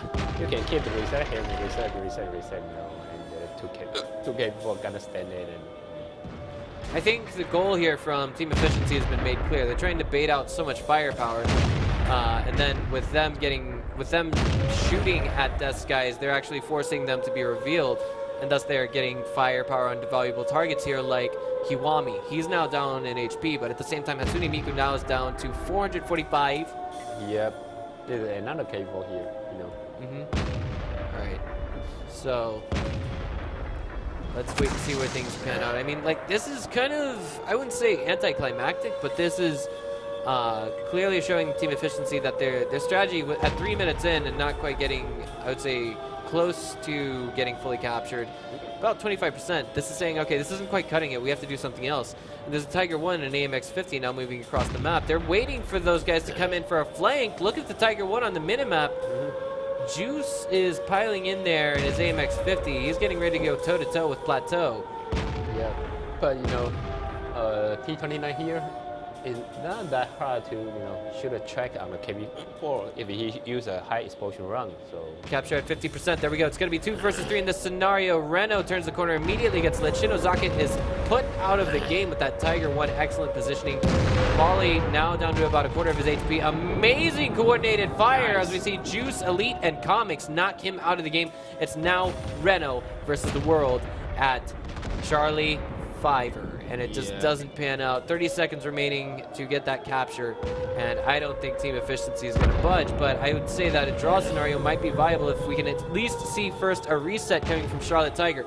Plateau is now, he's kind of stuck in a 1 versus 1 where he might win the fight, but he does take a shot from Dexter there in the background, and I wonder if that other KV4 is going to crawl forward to help with the capture. Indeed, so close, so close, so close, so close. Wait, what? They reset. Dexter stepped out of it. Okay, well they probably want the extra damage. yeah, but they cannot live there. Yeah. Yeah, they're gonna try and go in for the extra damage right now. And Plateau, it is looking like he's gonna get sealed out. They know what the last 2, maybe 3 tanks are, and that's what they're going for right now. Comics, he's been hurting this. Botek might be able to seal Plateau out. Indeed, he does. And his teammate there was also taken out. That's all of it from Charlotte Tiger. They are gone from this game. Yeah, it's so close. If the Charlotte Tiger just go direct from the west part, maybe okay they can win this one. But they go to mid center square, and also the team efficiency is back. They know okay they might flank him from the middle, so okay we just stand there. They got auto loader waiting there, so that's why they win this one. I want to point something out though. I mean, like they took that KV4 out because they were, they wanted to end the game with more damage, but I feel like they took a lot of damage at the end. They had like 4 low HP tanks. Yeah. Do you think that was worth it in the end? The problem is still on the flanking. The Tiger. Do you see the square garden have a Tiger there? The Tiger 1 there, right? The Tiger have really high DPM, higher than I3. So if he just stand there and then stand behind the here it should be a central garden, you can make a lot of damage there. That's why even Charlotte Tiger have 3 tanks, those from the north, right? But the Tiger still stand there and shoot a lot. All right. Well, I mean, that wasn't really the question, and the question was, I mean, that KV4 that left the capture circle, it wasn't reset, I believe. They left the capture circle because they wanted to kill all of the tanks and get higher damage lead. Yeah, possible. Yep. But do you think it was worth it because they had 4 low HP tanks at the end? Yeah, but the enemy already got like 500 hit point, and they already stay there, and they got a flanking from the east part. So if the KV4 push from the west, just kill him. It's not a big problem. It's like, All right. Okay, so we're not even going to go to a short break because we were so deep in the analysis. We're actually getting straight into the next game, guys. So that's good for you, right? No more breaks. We're already ready for game number 2 on offense for team efficiency. I wonder if they've got another strategy up their sleeves. They've got 3 points now. Charlotte Tiger has 0. Yeah, and the tank did not change. But, I don't know if they know the rule because I heard someone told me on TSL, he told me the tank can change. They can change the tank, but on this match, they didn't change anyone. So I just wonder if they know that, Maybe they're thinking, okay, we're going to go with a strategy we practiced instead of something new, something that we haven't tried yet. This use the M50 for defending. It's not that easy compared to KB4. Oh, I believe you. I believe you. But let's see. Charlotte Tiger is ready to go in position. And once again, spawning to the north end of the map, it was Charlotte Tiger. And to the southeast, it was Team Efficiency. They are on the offense yet again. Shots are being fired already from Obelisk there. Maybe just trying to poke through and blind fire, maybe hit something. But looks like we got something just a little bit different coming from Team Efficiency this game around. They're not quite pushing into capture point 1 just yet. No, they're gonna do. Yeah, I mean they're slated for that angle right now, but there's that KV3 coming from Charlotte Tiger that's out in a forward position. We had him just a minute ago. It's Aklov. Yeah, there is a building, so you just stand there and trying to reset capture from this side. And T29 stand here to reset capture from this side. So they got to angle to reset. And that's another thing, like the big blunder in game number 1 on the offense there from Team Efficiency, or rather the blunder from Charlotte Tiger, what I mean to say is they couldn't reset the capture. They were getting constant bounces, they were getting non-penetrations, and it was a really clever strategy coming from Team Efficiency all across the board. So that's what forced those 3 tanks to go out from Charlotte Tiger, and also what forced them to eventually and unfortunately lose the game. Okay, well, thus far, I'm thinking that Team Efficiency might be willing to take a draw on this, but I mean, if they take the draw on this, then they're losing this map, or at least this match, rather, and that's going to give Charlotte Tiger 1 point. But at the same time, I wouldn't mind seeing them at least try. It's to their advantage to at least try. Right. I don't know. What do you think they're doing, Edison? Right now, the same 2K4 capture, and the same. I think Tiger 1 gonna stand here. Other 2 stand here, on here. This guy's got hit there. Yeah, because there are 2 KV4. KV4, if they want to attack a KV4, they gonna take a lot of time. It's not that easy to kill KV4 very soon. So, on that moment, they can use this 4th tank, go flanking. Attack enemies back. All right, I like that idea, but they're gonna have to perfectly coordinate it. We've got Dust Guy's close to the capture circle, but he's already lost about 700 of his own HP. Yeah, like 40%, because the KV4 is really slow. It's a really slow tank. If he cannot hide his phone lower armor, it's really easy to dead. All right. Well, and this time they got a KV3 here. It's a big problem. As you said, it looks like that strategy you mentioned is kind of being employed, but right now the AMX-50s are going in there to flank. It's amazing. Oh, just as I was about to say it, Dust Guys didn't take any damage is what I was going to say, but now it looks like he's going to take maybe a little bit more. But the T-32's there, about to be exposed to the might of the AMX-50s. 3 minutes remaining on the clock, and Team Efficiency is pressed for time. They've got to coordinate this just a little bit faster. These 2 gonna flank it, I guess. No, kill the AMX-50. Yeah, I don't know. I mean, like, yeah, okay, I like that position. I like that move. Yeah, but it's still risky. Right. Not that easy. Right. I mean, we could actually see that AMX-50 way to the northeast there. I believe that's Hiwami. We just see him double back there, and it will be, I'd say, a relatively easy defense. But at the same time, I think that's what that extra heavy and the Tiger 1 and the 110 are actually hanging back just a little bit for. 1, 2, 3, 4, 5. Where's another heavy tank? I believe I see a Tiger 1 there, if I'm not mistaken, but Botech now is about 1 shot and out of the game. So Team Efficiency getting a little bit rusty on the offense here, and I think this is where the strategy begins to fall apart. Let's look at, I mean, we just look at what's in front of us right now. We've got Dust Guys down to 94 HP. 713 on Itsumi Miko as well, I might add. And 3 tanks are going to rush forward with Plateau, Zakit, and Polly. They might just get the vengeance on Botech that they lost just a moment ago. No one's getting overzealous right now. Comics going up against Plateau is causing a lot of damage. Reno now turning the corner and dealing out a lot with Juice. Just playing his picks as best he can, and this is where Team Efficiency starts to fall apart, really. They lost Death Guys just now. Wow, the chemistry shooting a Hatsumi here. Juice is gone too. Oh man. Is the next one gonna hit Hatsune Miku is the real question. Yeah, indeed it will, and it's the a chemistry is a sniper there. Dexta versus Aklov it's gonna be, but not only Aklov, but his teammate Oculus and company there in the background. Hiwami. Alright, well, this is just about it. I mean, Dexta's turning the corner, he's gonna dive in there. And it's just him and Elite, really, that's just left in this game. And I don't think it's going to go their way. I mean, it's all things considered right now in the present conditions. There, he sailed out of the game. Mm-hmm. Elite against the world. And I think, you know, he might have a... Well, I mean, I don't think he's going to have a chance to kill everyone on the enemy team. That's when you factor in the reload time. That's 40 seconds alone. Yeah. He's going to have to hit nothing but ammo racks. So, I mean, he's making a good stand for himself right now, dealing 803 damage over the entire course of this game. Yeah, and this time Charlotte Tiger doing really nice because there is a chemistry. They got chemistry, so they are really, you know, feel easy on the capture. They know if the efficiency only have like 5 seconds, 10 seconds, they can capture. They cannot use a chemistry to reset.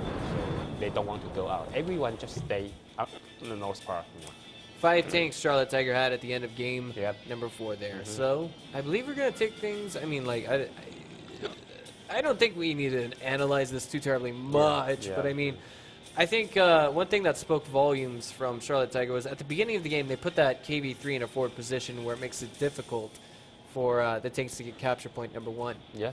Mm-hmm. And I think from there on out, Charlotte Tiger just played their solid defense all across the board. No mistakes. Yep. Both sides playing picks the way they needed to. Yep. But next map, what do you think for Prokhorovka?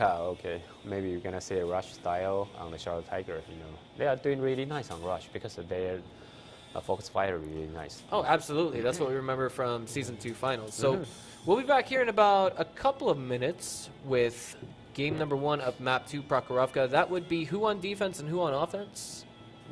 Charlotte Tiger on the defense and the team efficiency on the offense. You know. All right, we'll be back in just a couple minutes, guys. Okay.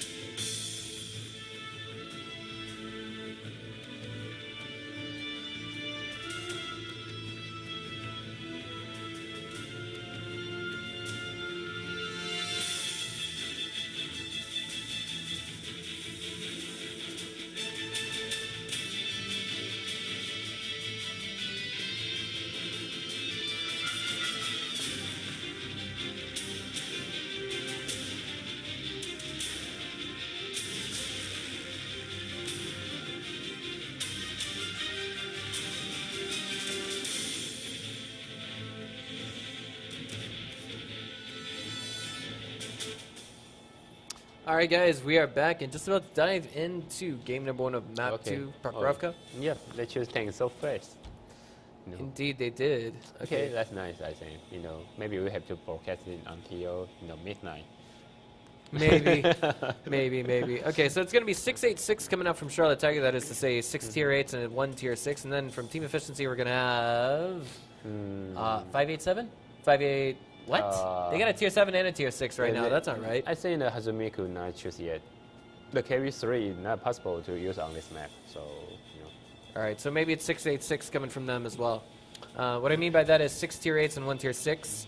And 587, of course, means 5 tier 8s and... what is it?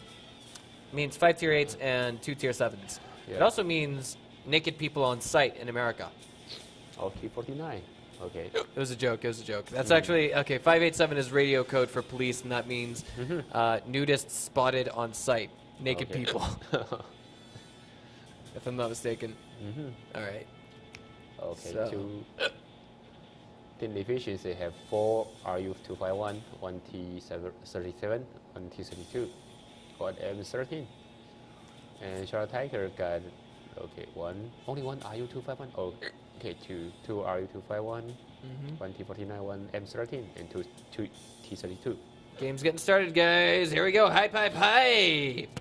Team Efficiency versus Charlotte Tiger. Okay.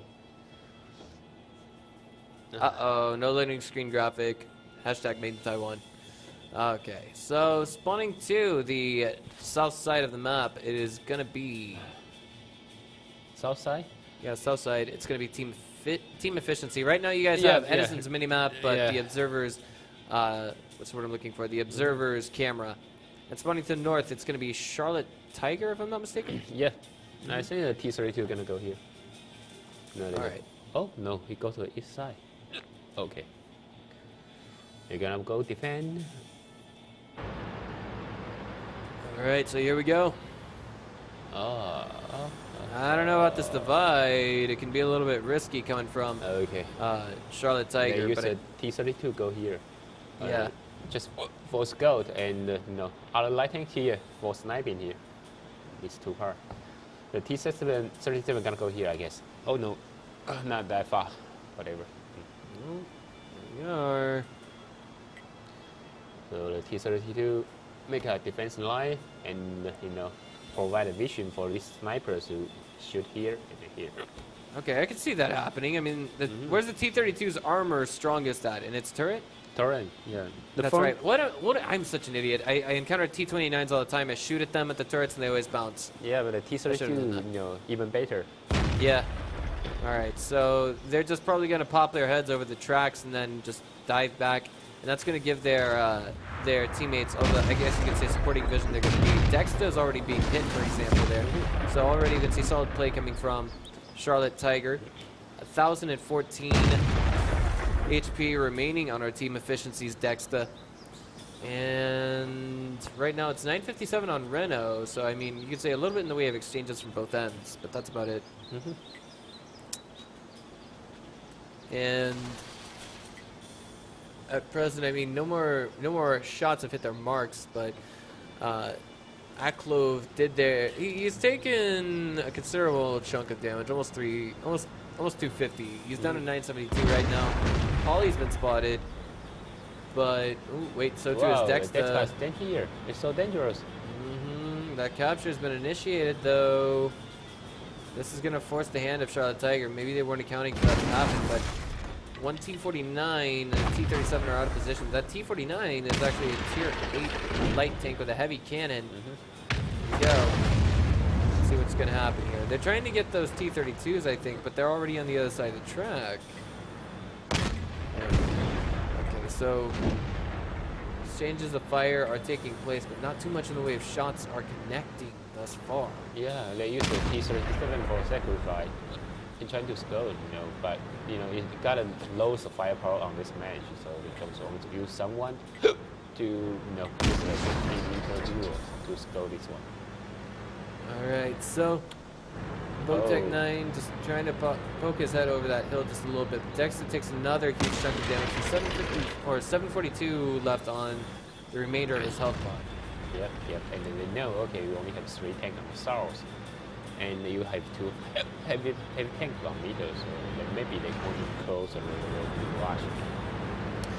980 remaining on plateau. I mean, like, this is a little bit even in the way of exchanges. Dex is now worn down to 511. If he falls first, I fear for the worst for Team Efficiency in this game. Dex is at 8 HP. If he even gets rammed, he's out of this game now. And Iwami, I think, missed that shell. Is that a 122 he's using on that cannon? On that tank? Which one? He's using a T-49. M52, I guess. Here we go. Now it's a straight up dive in coming from Team Efficiency. They want to get that T-37 out of the game, and the rest of Team Charlotte Tiger. It's a 1-for-1 exchange this far. Dexter did fall 203 remaining on Botech. 394, 278 on Elite, 331, and he is out of the game. Yeah, but in the background, right, Plateau fell in the background as well. Opolis is now chasing down Juice with the aid of Hiwami and Shino Zakit, and I feel like that is not a fight that Juice is going to win. Yeah. Okay. Well, it's 2 versus 3 in this scenario. If we can see that one get, what's the word I'm looking for, just sealed out of the game, then maybe there's a fighting chance coming from Team Efficiency. Yeah, normally we don't choose the heavy tank as the first target because you take a lot of time to kill them. Yeah. Well, he missed it, the T-49. Yeah, here we go. Comics now dashing back there in his T-40, or excuse me, his Amex 1390. Yeah, I think the team efficiency is still have a chance to win because the P49 is not that accurate, actually. Right, and there's also 2 low HP tanks on Charlotte Tiger, but not exposed in this position. Not does he have, the greatest of chances in the world. He just took a shot to save he those come tracks. here. No, he missed it. Oh man, did he? Oh, he missed Obelisk it. is being Wow. focused down yet again. There we go. He's taken down by Comics. And where on earth is Tanaka at this moment in time is the real question. Yeah. 661 damage. He's got to pick up the slack for his team just a little bit more. Comics now desperately rotating that turret. I feel like the turret ring was hit. Iwami's on the reload though, and that's a T-4090s, and Tanaka's got to seal him out of the game. Come on, yes! Wow. And now it is a 2 versus 1. And I wonder if Charlotte Tiger, wait, I'm sorry, 2 versus 2. You know what? They're dividing. They're running away. Oh, wait. he missed it. Wait. Oh, who can do this? Oh, Who can? Oh my God! Shinozaki now the last remaining tank on his team. If he can get both of those shots to connect, he just needs 2 of them to hit. He's in an AMX 1390, most inaccurate cannon of the tier 8s, I feel it sometimes. 57 HP remaining on Comics and Tanaka. Yeah, both missing. Everyone here has 1 shot. This is probably the most exciting moment of the night you guys are going Oh, to see. he gets him! Wow! He gets him! Shinozaki's now got the hit. Comics, he gets him! He gets him! Charlotte Tiger wins! Oh my God! Excuse me. But Charlotte Tiger just won that game. Yeah, like originally they have to win that one because you got 4 tanks, and the enemy only got 2. But the T-49 is always unstable. He's shooting the M13 only making like 300 damage. So that's quite so tension there, That was... Wow, but finally M13 make it. Wow, it's so lucky. I have to say that it's so lucky because the M13 gun is really inaccurate. It is. It was what can I say? RNGesus really loves Charlotte Tiger tonight. Let's just put it that way. Okay, so that game was chaotic all the way across the board. It was 1 for 1 in many situations. There was a 2 versus 4. Then we actually saw Team Efficiency win that 2 versus, more like 2 versus 3, but it was a 2 versus 2. Then we saw Aklov coming in there. He got knocked out. Then it was Shinozaki who had to take out both of the guys on Team Efficiency, and that's just the way the cookie crumbles. He made both of those shots hit just the way he needed to. Okay. All right. Well, we'll be back in about 90 seconds with game number 2 on map number 2, Prokhorovka. Score is now 3-2. Are we going to see Charlotte Tiger? Yeah, 3-2, because Charlotte Tiger just won. Right. And the question is, are we going to see Charlotte Tiger make that miracle comeback, or are we going to see Team Efficiency seal them out?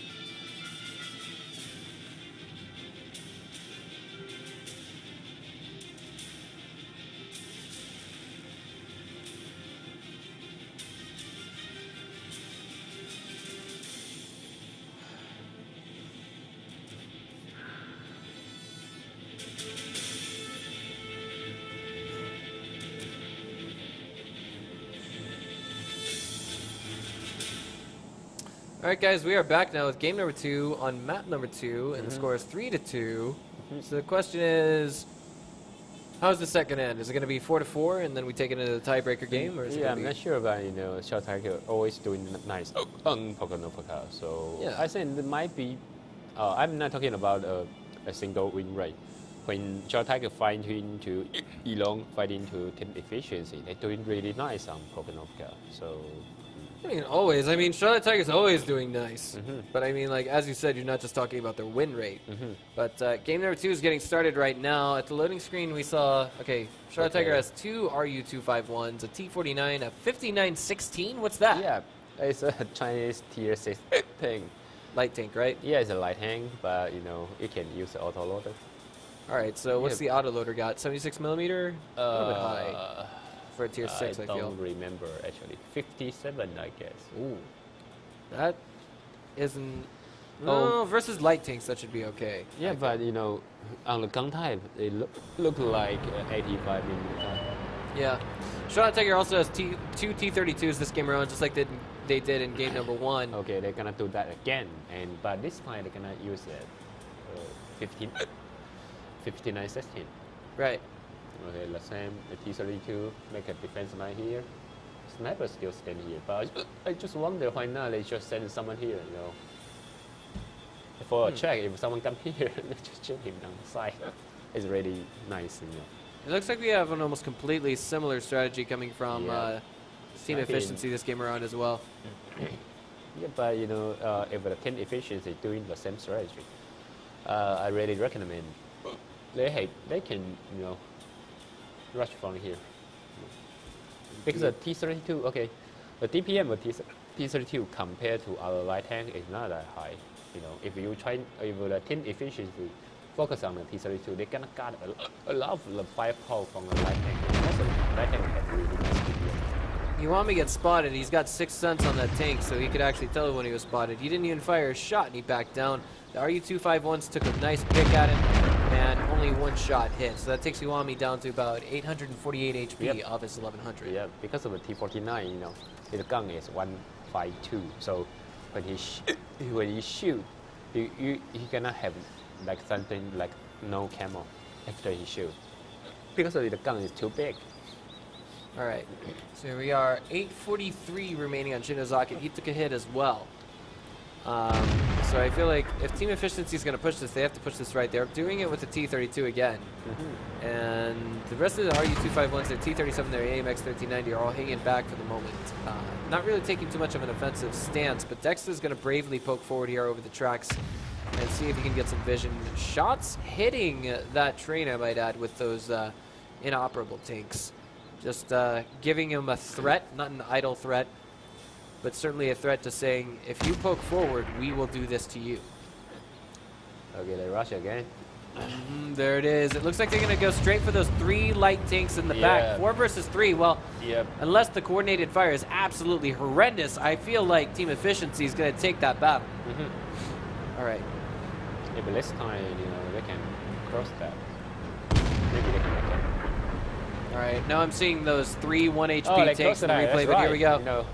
Akulov is getting totally surrounded there. Renault's getting low in HP as well. He's in the T-49, I might add. He did get a hit on the comics there for half of his HP bar, but then he is shortly dealt with afterwards. Shinozaki now in a lot of trouble. Even though he does get 1 tank for his time, he just isn't able to pick up for the rest of his team. Okay, I sent a team efficient already. Because they got a lot of light tank. We'll see. Ollie there at about 4/5 of his full HP. T-32s. I mean, as you mentioned before, they're usually the last tanks that are focused down, and it makes perfect sense.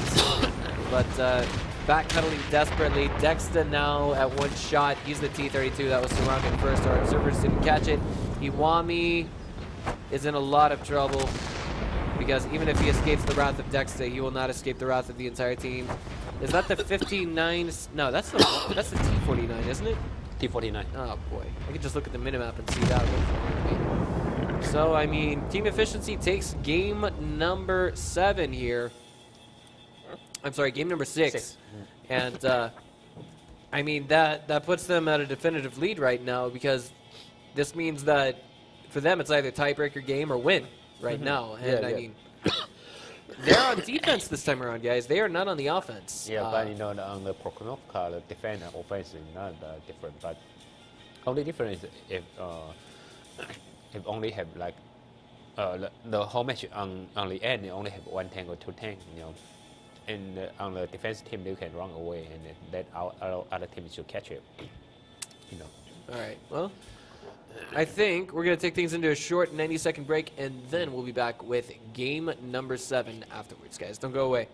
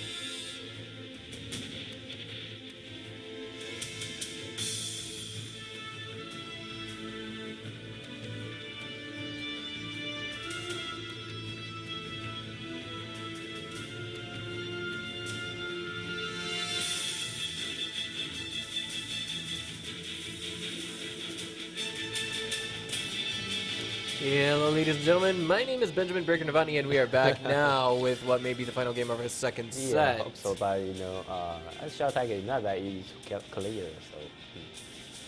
Indeed. I mean, like, they really aren't. They've got very strong offensive skills, and I feel like we're most likely going to see a rush on this map number, well, map number 2, game number 3? Game number 3 on this map. Yep. And that would be game number 7. right, as a total. So just for those of you who are tuning in, you're not used to the new meta or whatever else in between, we're going to go ahead and explain the rules to you. Basically, the new WGL Season 3 rules are every night we have, I guess you could say, the first to 5 points for one team going on, or not going on, but just automatically winning out the set. They get 3 points for that win. But what's the word I'm looking for here? The tiebreaker? The tiebreaker. It comes if there's a net score of 4-4. Yep. The offensive team is determined by the team that has the most damage output at the end of the day, that kind of thing. And I'm trying to think of the most key aspects of it. Oh, right. The biggest differences right now between Season 3 and Season 2, in case you guys haven't tuned in before, would be that there's a new format with 2 capture points, and that is meant to discourage, you know, camping, boring gameplay. Like in Season 2, we saw excessive numbers of draws. Didn't we? Yeah, got it a lot. You got it a lot. Right. So 4 RU-251s, it's going to be from both sides. There's a T-49 and 2 M41 Bulldogs. Yep.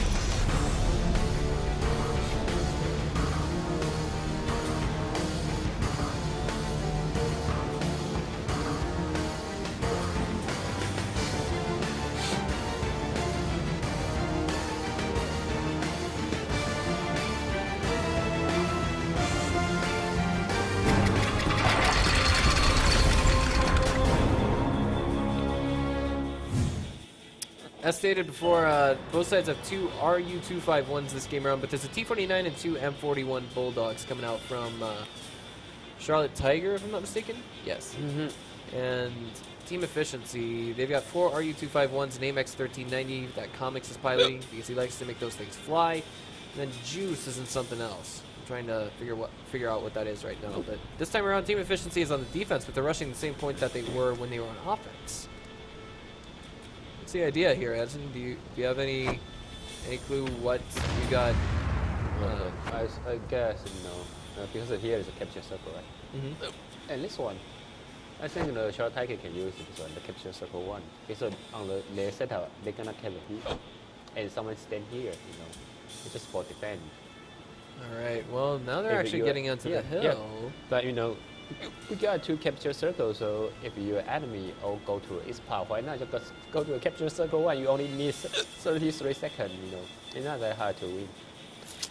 That's right. I mean, I feel like this is kind of a rush order loss, if you will, coming from team efficiency. Like, they're just I mean, Charlotte Tiger's ready to take the capture. There's going to be a T-37 spot for that, and potentially to reset.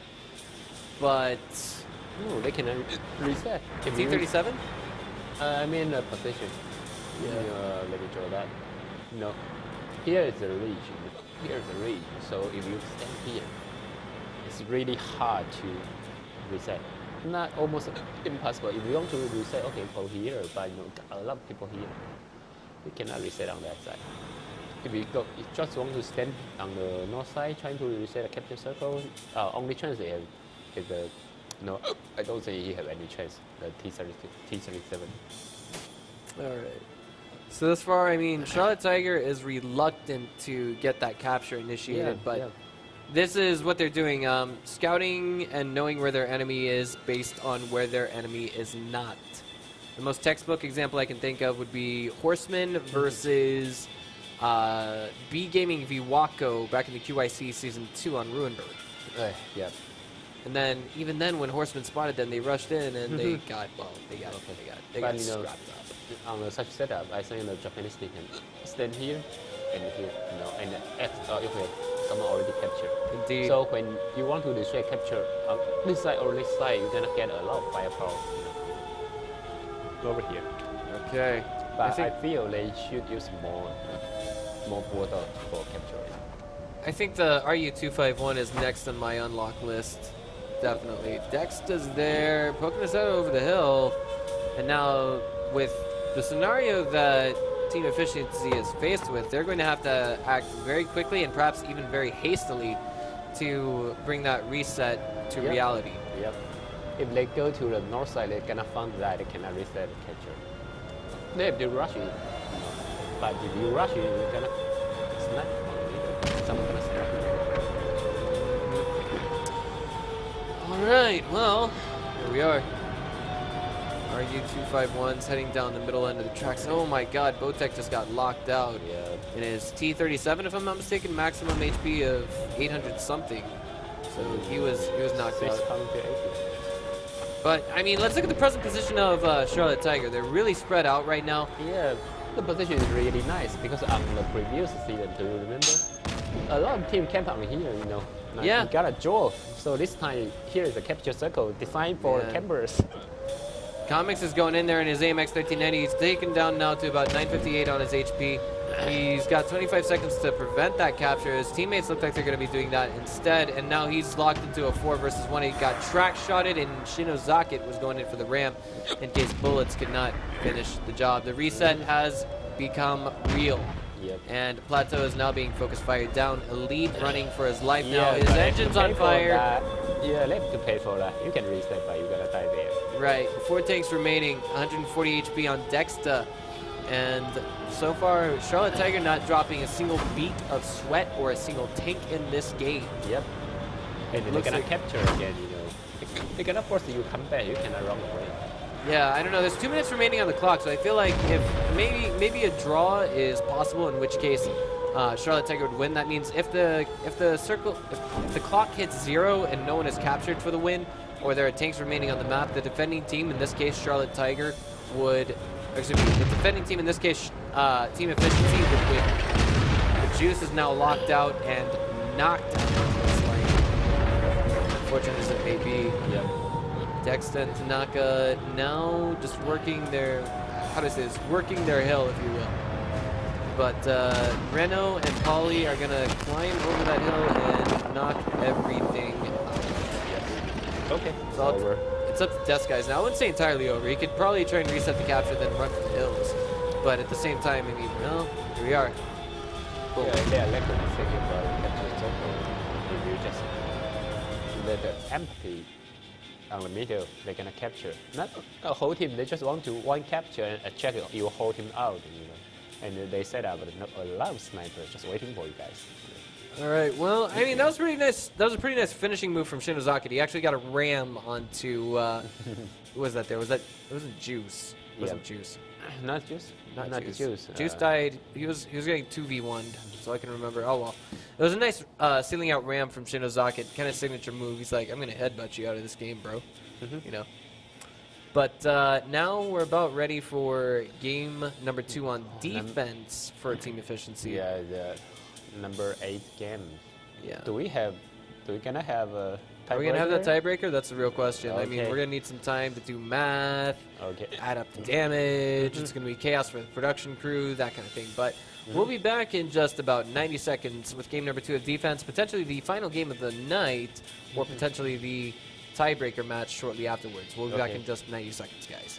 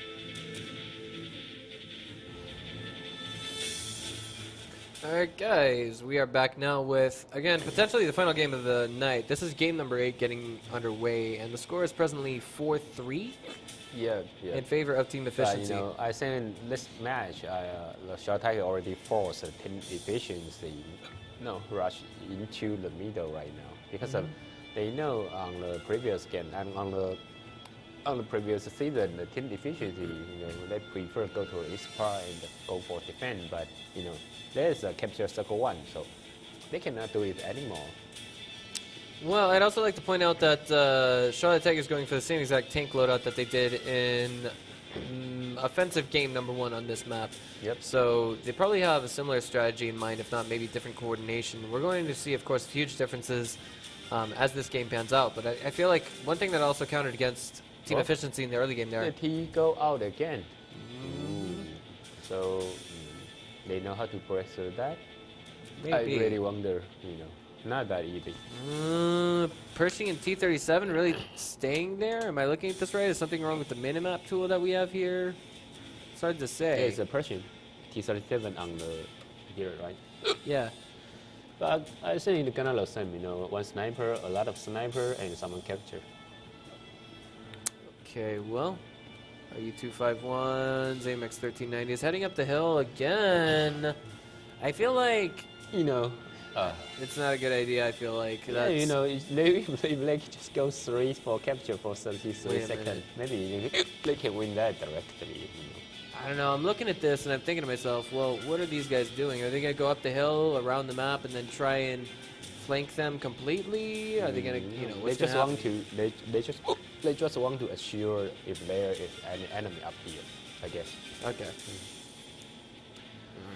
I mean, that's a little bit hard to predict, but I mean, Charlotte Tiger is showing that they're doing the same strategy 2 games in a row. Look at that amazing spread coming from our Japanese juggernauts. The Bulldog here for skull. So this one, I expect he's gonna capture. So the RU251, this one should be moved to here, I guess. And got a lot of sniper here. Eventually, but the question is what's the move going to be from team efficiency this game around? I mean, yeah, we saw basically the same spread coming from our green team on the minimap. Dexter's dodging a few shots here left and right in my guy, and thus far, I think no one's really taken too much damage yet. No one's taken any shots at all. Yeah, but RU251 gonna stand here? Maybe. It looks like he's headed just to that position as you pointed it out. But he's but they're waiting for the Bulldog capture. That's it. Okay. But P49 stand here.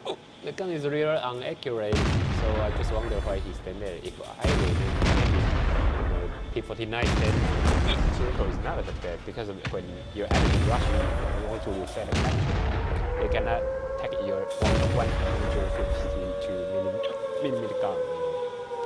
They cannot enter the big gun. All right. Well, I feel like that's Okay. somewhat acceptable. This one gonna go here and here to reset capture again, so they gonna got a lot of fire. Okay. That's why the RU-251 here, I think, because he can snipe it on the side.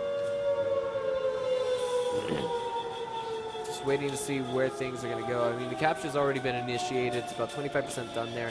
Yeah. Team efficiency has to go in this the right way. They can't fumble. Yeah. The RU-251 gonna make a big trouble for the team efficiency. Oh, this one is M13. Oh, man. He's going at it from the south. He wants to get an idea of just where the entire enemy team but is. he don't know there is a bulldog. Right. It's probably packed into some bushes right now in its present position. But the thing that's working for Comics right now is this engine is not exposed to that angle of fire. He sees the RU-251s. He sees what's coming at him now. He's dodged a couple of shots, and I think... Can I go up? Yeah. I think the T cannot rush him. There we go. Finally, they know where to go and how to go at it. The question is this the game where we see team efficiency win? Yep. Elite Comics rushing at it right now. Shinozaki looks like he's going to be sealed out of this game. The T-37 is going in for the reset on that M41 Bulldog right now. Look at Botek. He's going to try and get that hit. That's all he needs, just one, and he gets it. He gets the reset. 2 minutes 54 seconds remaining on the clock. 505 HP on Dexter. Hiwami fell in the background. Shinozaki still miraculously alive with only 14 HP. Tanaka looks like he's in danger of falling himself. 41 HP remaining on his full bar. 273 on Dexter. 273. Can you do that? Okay, he's done. Indeed, and now Elite Charlotte and Dexter Tiger are fighting off against a move. It's 3 Charlotte Tiger versus 3 Team Efficiency, as we do have one more of their takes falling out of this game. Yeah, it's so close right now, but I hope there is no T49. Oh boy, yeah, that's the one thing they have to do right now. Absolutely hope for it. Yeah, if there is a T49, I love seeing This guy's ultra exposed there. Paulie getting hit now by Juice. Gonna get rammed as well. Juice takes a good chunk from that, and he conveniently puts himself right in front of Paulie. This guy's coming in for the seal out on that, and it will succeed to that end. 27 HP, 77 remaining on Elite for his HP. Obelisk now getting hit by 2 tanks at the same time, and it's Death Guys versus Obelisk. Obelisk versus Juice and Death Guys. Okay. So The team team efficiency. win. Yeah. Yeah. Then By I guess you could say a short miracle, they won this game, and that's going to put the score at 5-3, which means there's no tiebreaker game, and we see team efficiency getting 3 points. And that reminds me, from now on, if you guys are new and you needed to know this, if we see the tiebreaker game come, then that means the team that wins the tiebreaker only gets 2 points, not 3. Okay. I guess you could say it's like it's kind of not punishing a team that's maybe a little bit more lucky than you are. Does that make sense? Yeah, it's All right. it's quite close, so maybe just got 2 points. Right. Stopping to think about this game for a minute. Critical point, definitely the bold scout coming from Comics. We could see what he was doing there. The AMX 1390 was Comics. Yeah. Oh, it's a Comics? Yeah. Because it's a plane. You go to a south side and check the attention of your enemy. So when they're trying to kill the M13, they just rush out and It's they're a ready gamble. for their, they know you guys, okay, you have someone capture circle, right? You have someone to cover the north capture circle. That means that you only have 5 tanks at the maximum on the south side. So they just use 7 tanks to rush. Oh no, they use a 6 tank rush in and use a T-37 for reset capture. That's it. That's their plan. But I know. I mean, it's on paper it was kind of brilliant for the counter capture, and it worked very well. They knew what to expect from their defense game number 1 when they lost to Charlotte Tiger, and then in defense game number 2 they managed to make it work out. Yeah, but I still feel something not that perfect because of the Charlotte Tiger used a T-49. On the light tank match, if you do not rush direct to your enemy, the T-49 for sniping is really suck. It's really bad. I have to say that. It is. I mean, like the accuracy, as you pointed out. Not only that, but the shell moves very slow. So I mean, it's almost entirely possible that if you see it, you can stop your tank and just contribute a little bit more to the dodge factor, if that makes sense. Yeah, but it's really hard to hit the enemy, especially the IU-25 always run in the shell. Oh. He never stops, so it's really big headache for the T-49. Absolutely. Okay, so guys, don't go away. We'll be back in about 8 minutes with our next set between PvP Super Friends and Elong.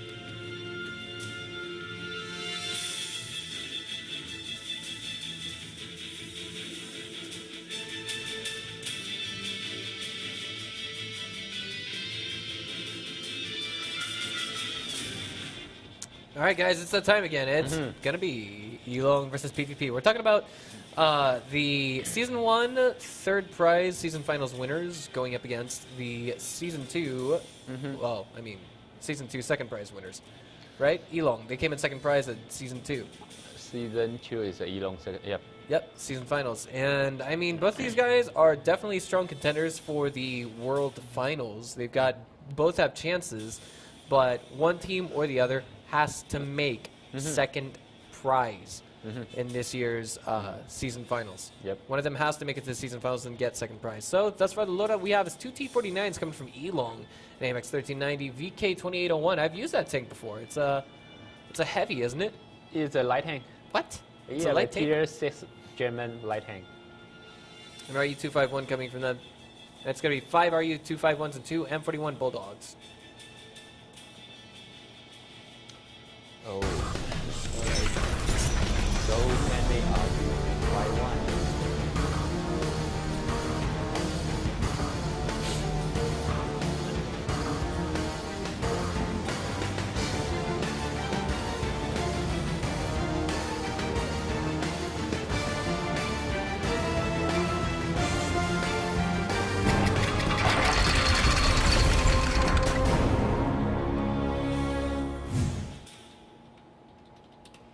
Alright guys, so spawning to the north, it's going to be PvP Super Friends. Yep. The graphics are correct. And in the south is Elong. And of course, PvP Super Friends is sporting 5 RU-251s and 2 M41 Bulldogs. Yep. Alright, But so- you know, because they are on a loader, so if they rush in, directly to this one. If they rush in directly, because when they reach here, M13 still under reloading, so they can take a chance to kill them first, you know. But I don't know if they're gonna do that. Oh, didn't show up mini-map.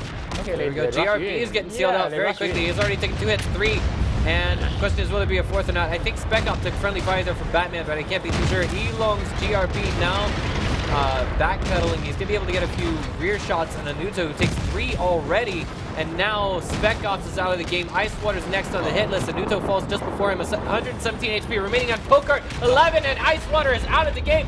2 tanks only falling from Elong in an exchange for 3, almost 4 now. 117 remaining on Pokart again, and it looks like Batman has been sealed out of the game. 3 tanks versus 4 in this present situation. Elong now gone, and it's a 2 versus 3. Elong's Fox TS is now gone. Reflection now poking over the hill with his T-49. I think he's just about reloaded and ready to fire onto Little Mac, who's in a lot of trouble. Critical hit. Oh, yeah. He's in a lot of trouble as well. T-49 versus that RU-251. And Reflection is chasing him down for trying to steal him out for the kill. I think that's this game just about wrapped up. It'd be nice to see him get something. Nice dodge there, but he couldn't dodge that one from Reflection. Yeah, but you know, in the beginning, I think the PvP got really nice chance to win. But you know, I did expect the Elong team use T49 with 152mm gun. Normally, on this map, they prefer use 90mm gun. But when they rush in, you know, PP lost the first tank because that one was shot by T49. Oh yeah. Yeah. I mean, Anuto there, I believe it was. He just dashed out there and took 3 shots straight off the bat. Yeah, but you know, I feel the PB still have a chance to win because after T49 shot, they are on the reload a long time, right? So they got really nice chance. But a tank is porked or somewhat. Let me check it. For the damage, let's see where that's at. No. I'm going to see who is the tank there. So who was that? The pork card. The pork card always stick with the Batman, you know. So when Batman wants to go out, he stick with him, and he cannot go out over any support fire. Like almost like 5 to 10 minutes, they 2 tanks stick together, and you know they cannot arrange it really nice on the like co-op. So you know, we can see the end result. You know, it's not that different. But if I think if the Batman have a chance to shot on like 10 seconds, maybe they have a chance to win. You know. Maybe. Well, I mean, we can speculate, but we're not historians right now. So, I'm wondering how game number 2 is going to pan out. I mean, we might have the same tank loadout coming from Team Efficiency, but as you said, or excuse me, from PvP Super Friends rather. But as you said, just because they can change their tank loadout doesn't mean they necessarily will. Let's also not forget the fact that the 2 T-49s were alive for the longest time for Elong. I don't think either of them. No, they both live. They're making 2,000 damage. Well, one of them, it was Nightmare who managed to deal out 2,165 damage and 811 coming from T-49. So now we're going to take things into a short break, and then after that, we'll have game number 2. Okay. Oh, okay. This just in from our production crew. We're actually going to skip the break, and we are going to just go directly into game number 2, as both sides are already perfectly prepared. Same exact loadout for PvP Super Friends. That's 5 RU-251s, 2 M41s, and same loadout coming from Elong. Yeah, so they're gonna rush again, I guess. Let's see. So, I mean, PvP Super Friends, they're just saying if at first you don't succeed, try again. And Elong's saying, well, if it worked the first time, it's gonna work a second time, at least with, I wouldn't say absolute blunt certainty, but definitely to some extent, almost very little in the way of variation. Yeah. Okay, whatever. I think the PV gonna rush again, but the problem is still be the T-49. If the T-49 can hit you, in the beginning they can kill one tank. The PV got less chance to win this one. All right, so here we are. On offense, it would be Team Elong, if I'm not mistaken, and on defense, it's gonna be PvP Super Friends. But what is defense on cliffs? You just have mad rushes, right? Yeah, there is no cover for capture circle. That's what I love about this map. One here, and all covered by defense team is how you guys capture. Right. So I think PvP gonna rush you out again directly and trying to kill the M13 or something here. So okay, they rush out. That's the big fight. PvP Super Friends diving their reflection, taking a good damage. Wow, 2 T-49 on the hilltop. It looks so scared. And indeed. Okay, Pak are getting poked at really hard. Black CN charging in there. He's taking a good chunk of damage himself now. Down to about a quarter of his own HP. Batman's kind of getting a little bit surrounded here, semi-surrounded. He could be sealed up very quickly. Reflection diving in there and getting a sealing kill on him. PvP down 2 takes yet again. Little Mac now down to 85 HP and gone. 27 remaining on critical hit for PvP Super Friends, and his cohort Spec Ops is sealed out of the game. Now we've got Anuto now surrounded by 5 hungry sets of teeth, but Ice Water is just, his back is to a wall and his rear is being shot at. That's the engine spot, I would imagine. It is on most tanks, but here he is. There's no escaping this, and we all know how it can end, or how it's going to end. Yeah, I say that Elong still doing really nice on Lightning Rush. Clearly here in game number 2, I mean, the performance was a little bit worse there in game number 1, objectively speaking. On this time they know, okay, PvP, you guys all have a single shooter, so we cannot waiting like 5 seconds more for reload. After the M13 reloaded, they rush out. That's it. That was very transparent. That's something we could all see readily. I mean, PvP Super Friends were the first ones to poke over the hill, and that's when the T-49s fired their shots, and they made the connections that they could. But Anuto, although he did take first blood, he didn't actually. It wasn't a shot from a T-49, was it? I mean, took him down to 40. It took him down to about 3/4 of his HP and an RU-251. Yeah, the first shot of T-49 is missing, and the second one maybe hit it, but I didn't see the second T-49 shield. But on that moment, all M13 hide behind building or rock. They are reload. After they reloaded, they rush out. That's the key point. But I think the PvP, they have to be more aggressive. If they see, okay, you guys didn't go out, they have to kill someone first, like T-49, M13, but whatever, they cannot just stand on the middle of the ridge and waiting for the M13 reloaded. That's too risky, I think. Of course. So guys, that's going to take us, I think, into a 90-second commercial break, and when we come back, we're going to have PvP Super Friends on the offense and Elong on the defense. Okay.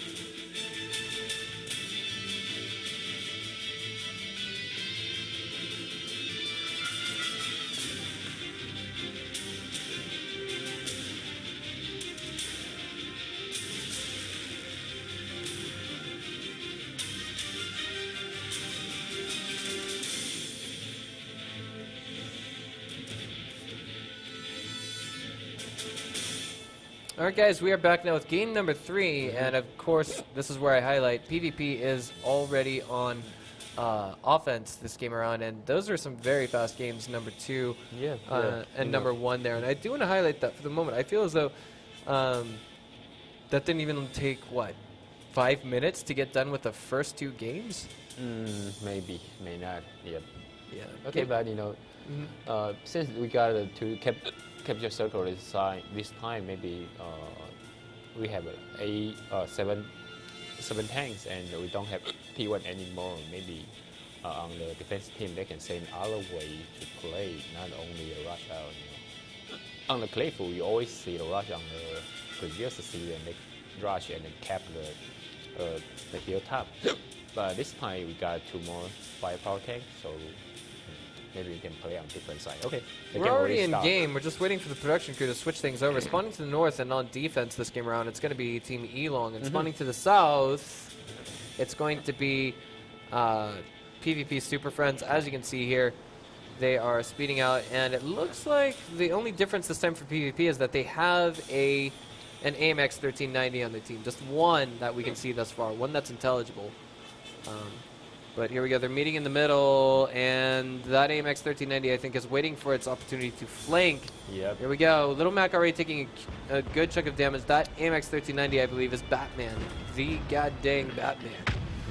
And PvP is trying to get their way up the hill. They want control of the map and vision. But Pokart's already taken down to his last sliver of HP, 117 HP, 252 remaining on critical hit as well, 170 left on Little Mac, 139 left on Icewater. I think the T-49s hit their marks on those guys, and now PvP is being driven to hell in a handbasket. Wow. And that was a nice shot from Reflection with that T-49. We saw that instantly.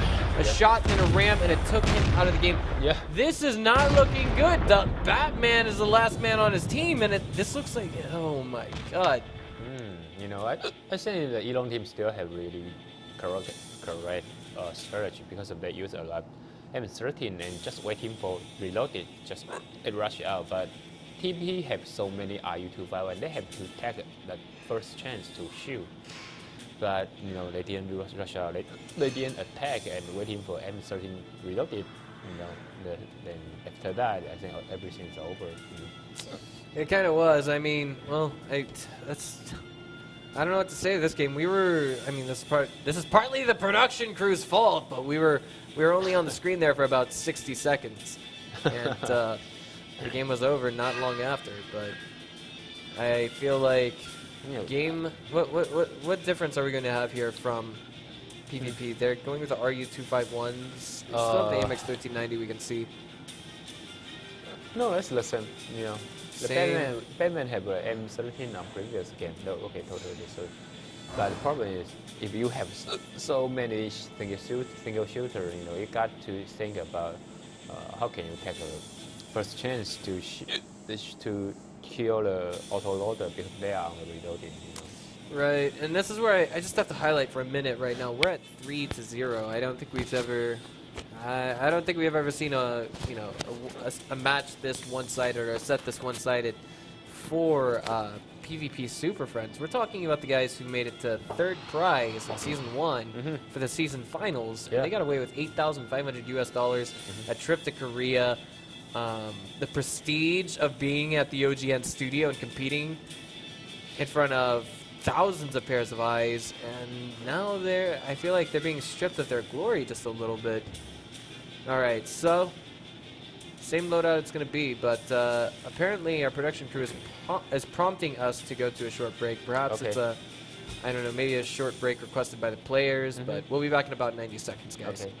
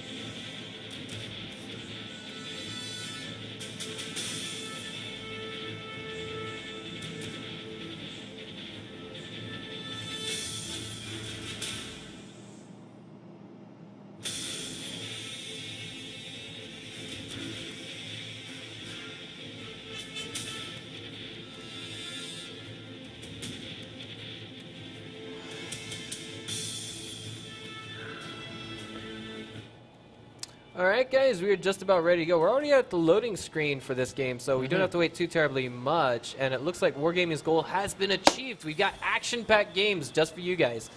A little bit one-sided here in our third match of the evening, but I mean, but you know, I feel like the Elon team, you know, they know what they want to do, you know. But somewhat, I feel PvP is a little passive, you know. They try want to do some reaction, but you know, they're actually not that fast. all right, well, I still feel like PvP's got a chance. They're not out of this yet. They're far from it. They've got to lose 2 games in a row to actually get knocked out from this tournament. But at the same time, we've seen strong performance from We've seen strong performance from Elong ever since day 1 of season 2 when they took down Immortals with an end score to what, 3-1? 3-0, 3-1. I forgot, but you know, it's quite amazing on previous season. All right, so there we go. They're off yet again, going to that middle standoff. Okay, this time PvP rush out directly. That's right. They have to do that. All right, here we go. Little Mac going in there, getting pummeled just a little bit. Black CN takes the first shot on his team.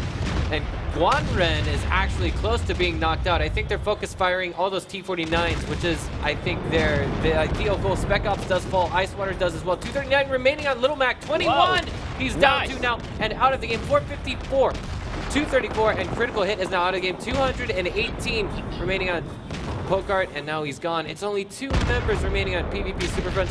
Elong does fall, excuse me, nice. Elong does fall in the background, and Nuto looks like he is next on the, I guess you could say, names out of the game list. But Elong Nightmare and Pat Batman are just going toe-to-toe, and he's kind of locked out. And now the guys are saying, hey, you see these? These are our T-49s. They're what's killing your team. Okay. Oh, man. Torture. Only 90 seconds, you know.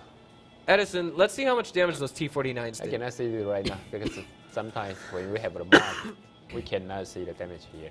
Oh, man. If we can see, it's going to pop up, so we cannot see that. But, okay. but this time, you know, I really feel, you know, Elon is unbeatable here, you know. Yeah, I mean... On that setup, I mean, even the PP doing things right on the beginning, that's okay, but after a couple seconds, after M13 reload, Elon still win that. I'm rooting for PvP, I really am. But at the same time, I feel like the longer this goes on, the more painful it's going to get, at least for today's competition. This is the first time we've seen a team take it to clean sweep 4-0 in the first map. Yeah, and it's a PvP, you know, PvP is not a weak team, but, you know, maybe they have to think about the strategy on the Glyph, how to deal with so many auto-loader, and auto-loader is covered by T-49. You know. And previously, didn't PvP manage to make it to World Finals before? No? The World Final? I know they were in WCG, they were in WCA, but what about World Finals for 2013? They're also, I mean, you were there too. Last year, the PvP and another team called UAD. Do you remember that? I've heard of them. It sounds pretty familiar. One here in Taiwan? No. Oh. It's a Hong Kong team, but you know, the PvP doing really nice on the World Series. They got the number 4 or number 3. I don't remember, but it might be number 3. You know, it's doing really nice on the World Series. But after that, they got a sponsorship from the racer, and you know, I don't know why most of the team got sponsorship. They become, you know, not that strong anymore. Oh man, it must be a curse. It's like once you start playing for money, you just start performing worse. You know what I'm saying? I mean, like that's what happened in NVIDIA Aces. Before they were known as Immortals, then they became NVIDIA Aces. And the Yoy Threshold too, you know, before they are IF doing really nice. After they become Oreo Threshold, they're not that good as IF. You know. Yeah, I used to be on Yoey Flash Wolves myself, guys. Yeah. But I left their team, so... well, I mean, now the next map is going to be on Steps, and I think it might be time for us to take it into a 90-second break, and then we'll see how game number 1 goes. It's also worth noting that I feel like this is the least practiced map of all the WGL. Yeah, right. But you know, it's Elon really love to use the light tank, and this map is really perfect for a light tank, something like a Pokonovka step and a clip. So this time on this season we got more more nice map for the light tank. All right, so we'll be back in about 90 seconds, guys. Don't go away. Okay.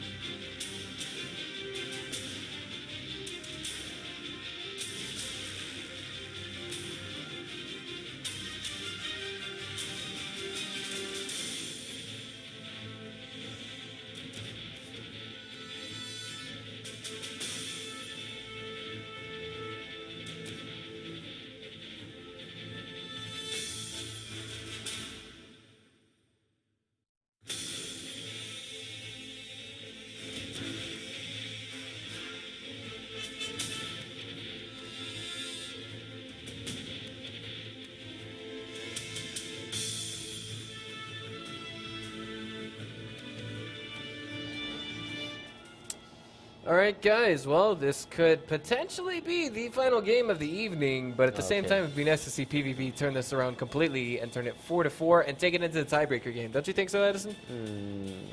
You know, maybe. They are versus Elon. They're going up against Elon. We won't give you some. Finally.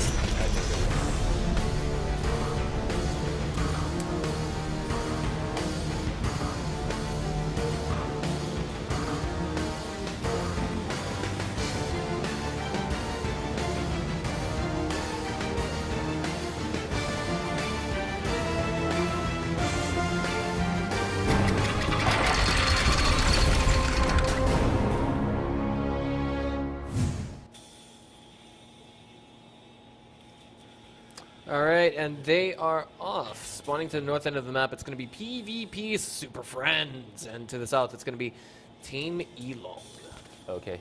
PvP gonna take more, because they are on the defense side. And this time, we got a capture circle 1, much far from.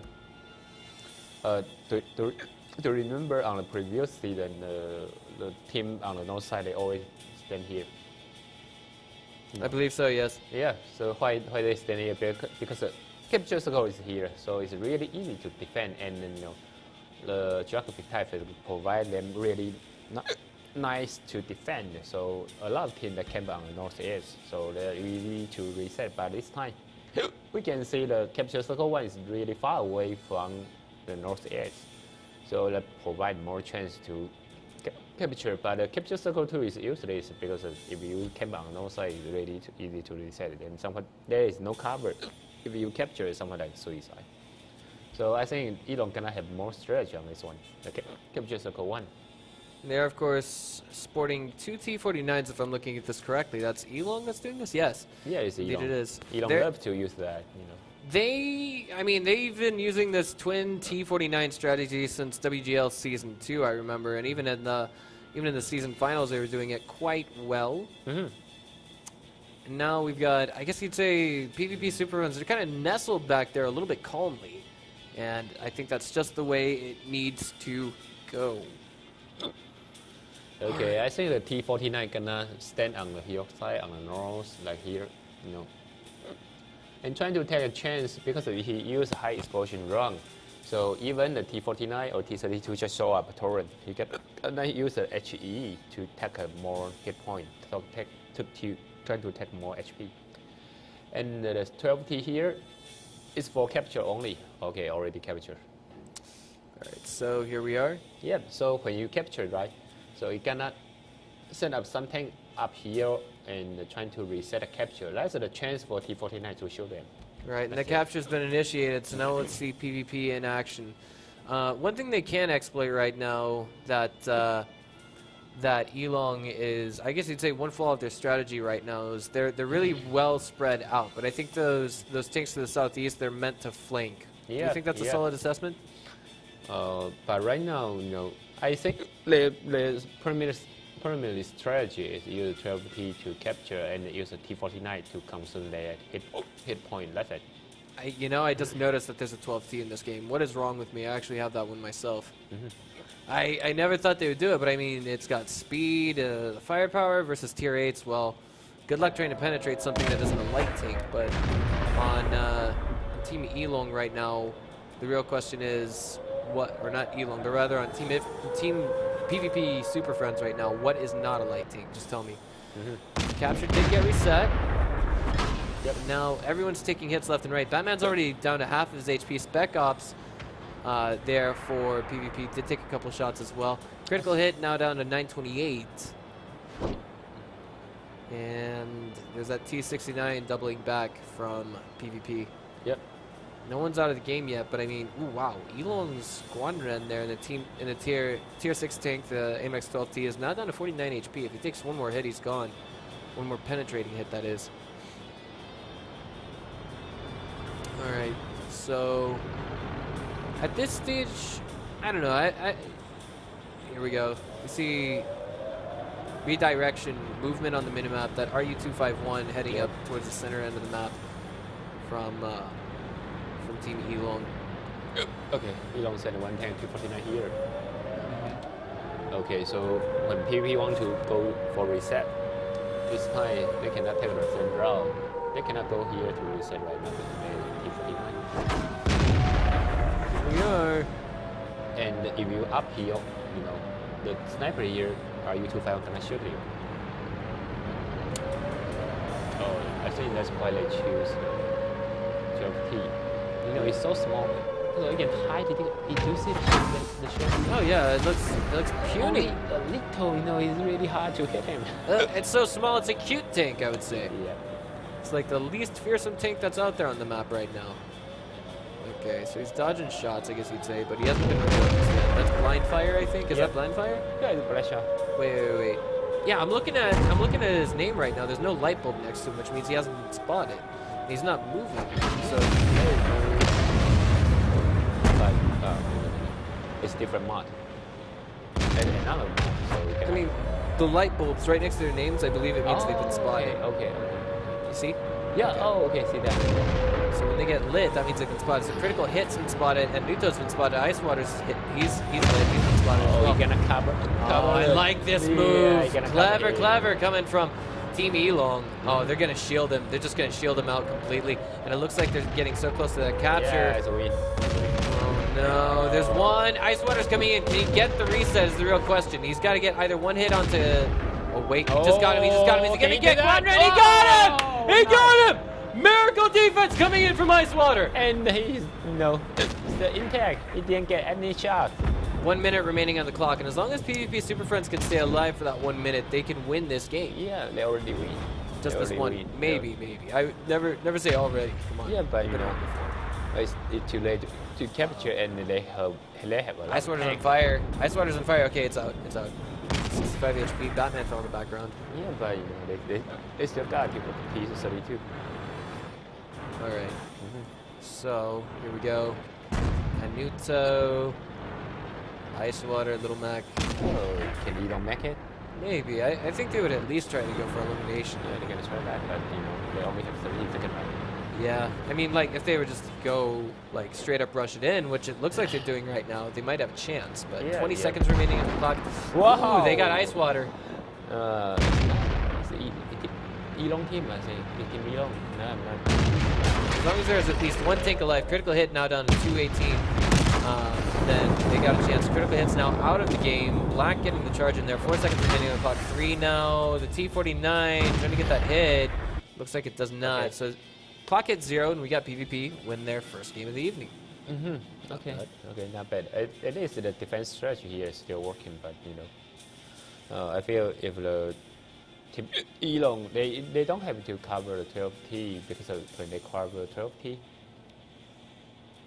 they lost a chance to kill the M13 there. You know, if they can kill M13, might be this match might be easier. But because the defense side on the north is still not bad, I think it's still much easier to play compared to offense side.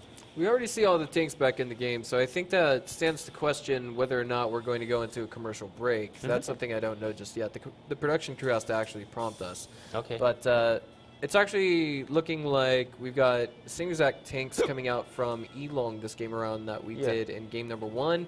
And also no deviation from tank selection here for PvP Super Friends either. If there, I need to choose T32. It should be the same. All right, let's see how things are going here. Well, the production crew still has not prompted us to go to a break, so I think that means we're actually going to just dive straight into the next game. Maybe. Maybe they forget us. Or maybe a Nuto. Maybe a Nuto forgot. Okay, yeah, we're gonna take things into a short break, guys. We'll be back in about 90 seconds.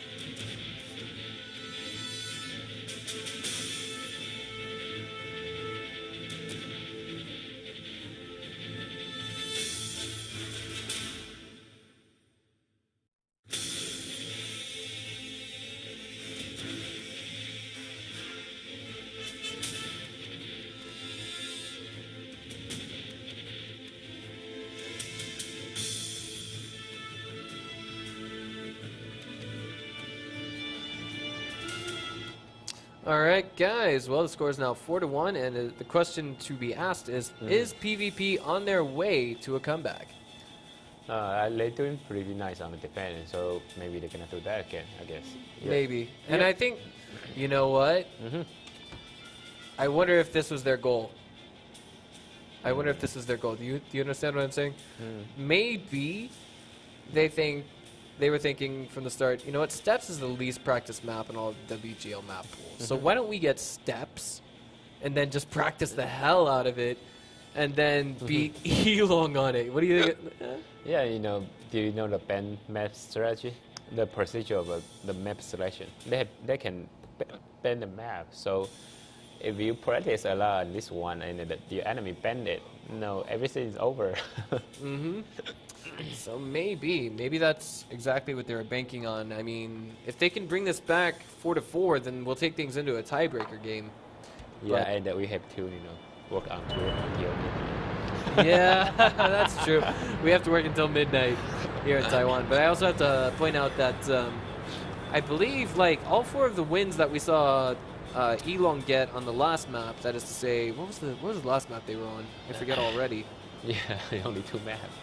Well, I mean, what was the first map that we were playing on? Do you remember? The Cliff. Cliffs, okay.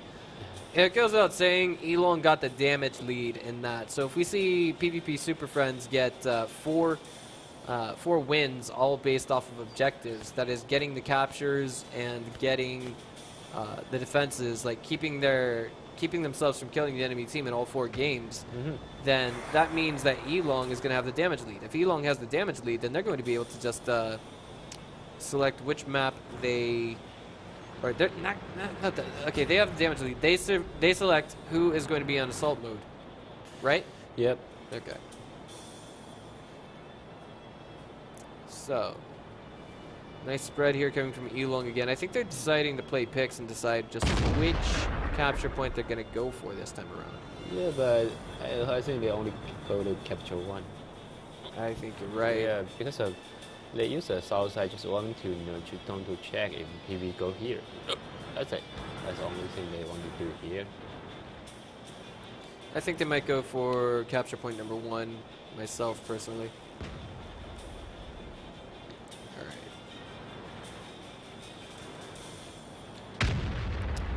I'm not sure why they doing that because of if they have two tanks, T49, RU251, and 12T, they have 3 tanks here, right? That means they only have 4 on the back. So if the PP rush from the east side, they're gonna have big problem on the south. So that's why they take a so cautious defense position. All right. Yeah, that capture has been initiated. There's an AMX-12T in there as well. The T-49, what on earth is a production crew doing here? I'm on TV, Mom. Just kidding. But he's dodging bullets. He's dodging bullets. Maybe, yeah. You're right. He hasn't. That light bulb next to his name is not lit up. But I'm pretty sure PvP has some idea of just where Guanren is right now. Yeah. And it's a light tank, the camera ratio of light tank when moving and stop is totally the same. So the 12T can sweep. Oh, nice hit there from Minuto. Actually, he wasn't even spotted there. Yeah. Actually, the 12T can move here. He don't have to stand one position because of the camera ratio is totally the same. He don't have to stand there. He can keep moving. Decrease the rate to hit. Alright, so about 80 seconds to go on that capture right now. And again, Guanren's going to try and just hide in the open. It's working thus far. Did work for, I think, many phases of the early game. Yep. But the rest of Team Elong looks like they're going to make some kind of a push. There's 2 T-32s there. And the T-32, just show up Torrent is really powerful. Of course. I have to say that. Because countering T-29s and shooting at them 90mm, not having them penetrate, well, that's kind of scary. I saw a small push on the capture circle. Maybe the 12T can use that. So, he just fell out of the capture circle. I'm wondering. Oh, he realized he was spotted. Okay. Yeah, and he knew that because he just want to check that here. And T-32 already reached, trying to getting close to the capture circle. What are those 2 RU-251s doing at the south end of the map right now? By the way, he can shoot a T-32. Oh my god. Batman was just taken down, and so too is Anuto in the background. Guanren's just there attracting firepower. That's all he's doing. He's the worm on the hook, and these guys, Elon Black and GRB, are the fishermen. So too are those RU-251s way to the south. Yeah, sniper, take a long distance to sniping. That's it. GRB is going toe-to-toe with was going to toe-to-toe with Ice Water, and now Ice Water's knocked out. Critical Hit is next on the hit list. Wow, it's so, I have to say that, enemy came from here, and 2 snipers shooting from the south, and 1 sniper shooting from the north. Yeah. And you still have enemy from the west. Okay, that makes perfect sense. That makes perfect sense now. That was oh my god. Elong showing that they're just going to outskirt the map and just outplay the enemy like this. Yeah, and they still have a tank on the capture circle right now. Alright, so now it's 3 versus 6 in this present situation. That's essentially 1 versus 2. If we see PvP Superfriends get outmaneuvered in this position, 2 versus 6.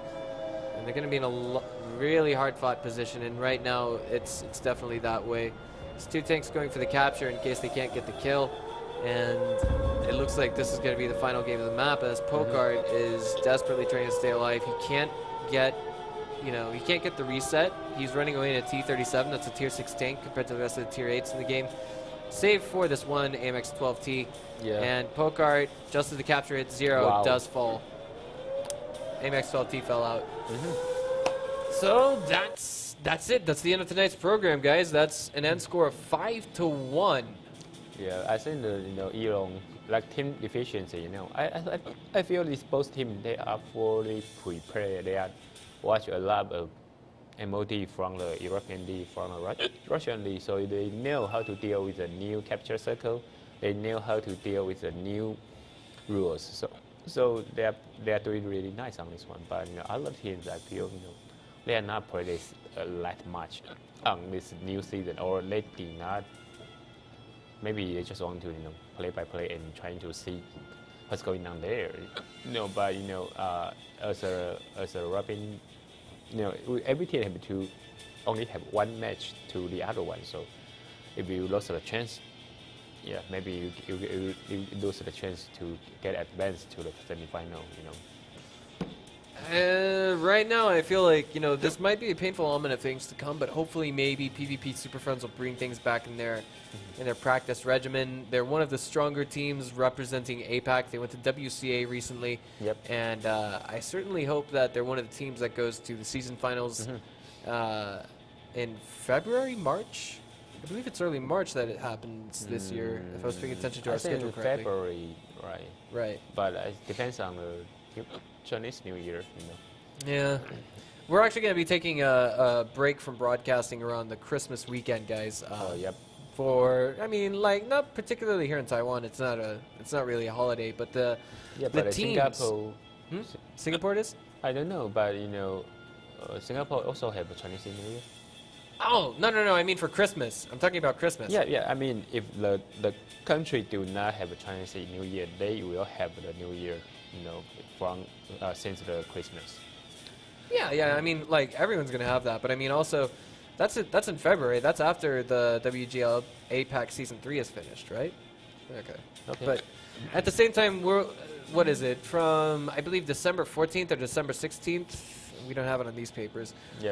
We'll actually be taking, I think, a week-long, maybe a 2-week break from broadcasting, and then we'll kick things back up in early January, if I'm not mistaken. But Christmas is not right around the corner just quite yet. It's about a month away. So we'll still be here on Tuesday and Thursday of next week, guys. So for now, I'm Breaker. Let's add as a 99. And we will see you guys next Tuesday. Have a good night. Bye.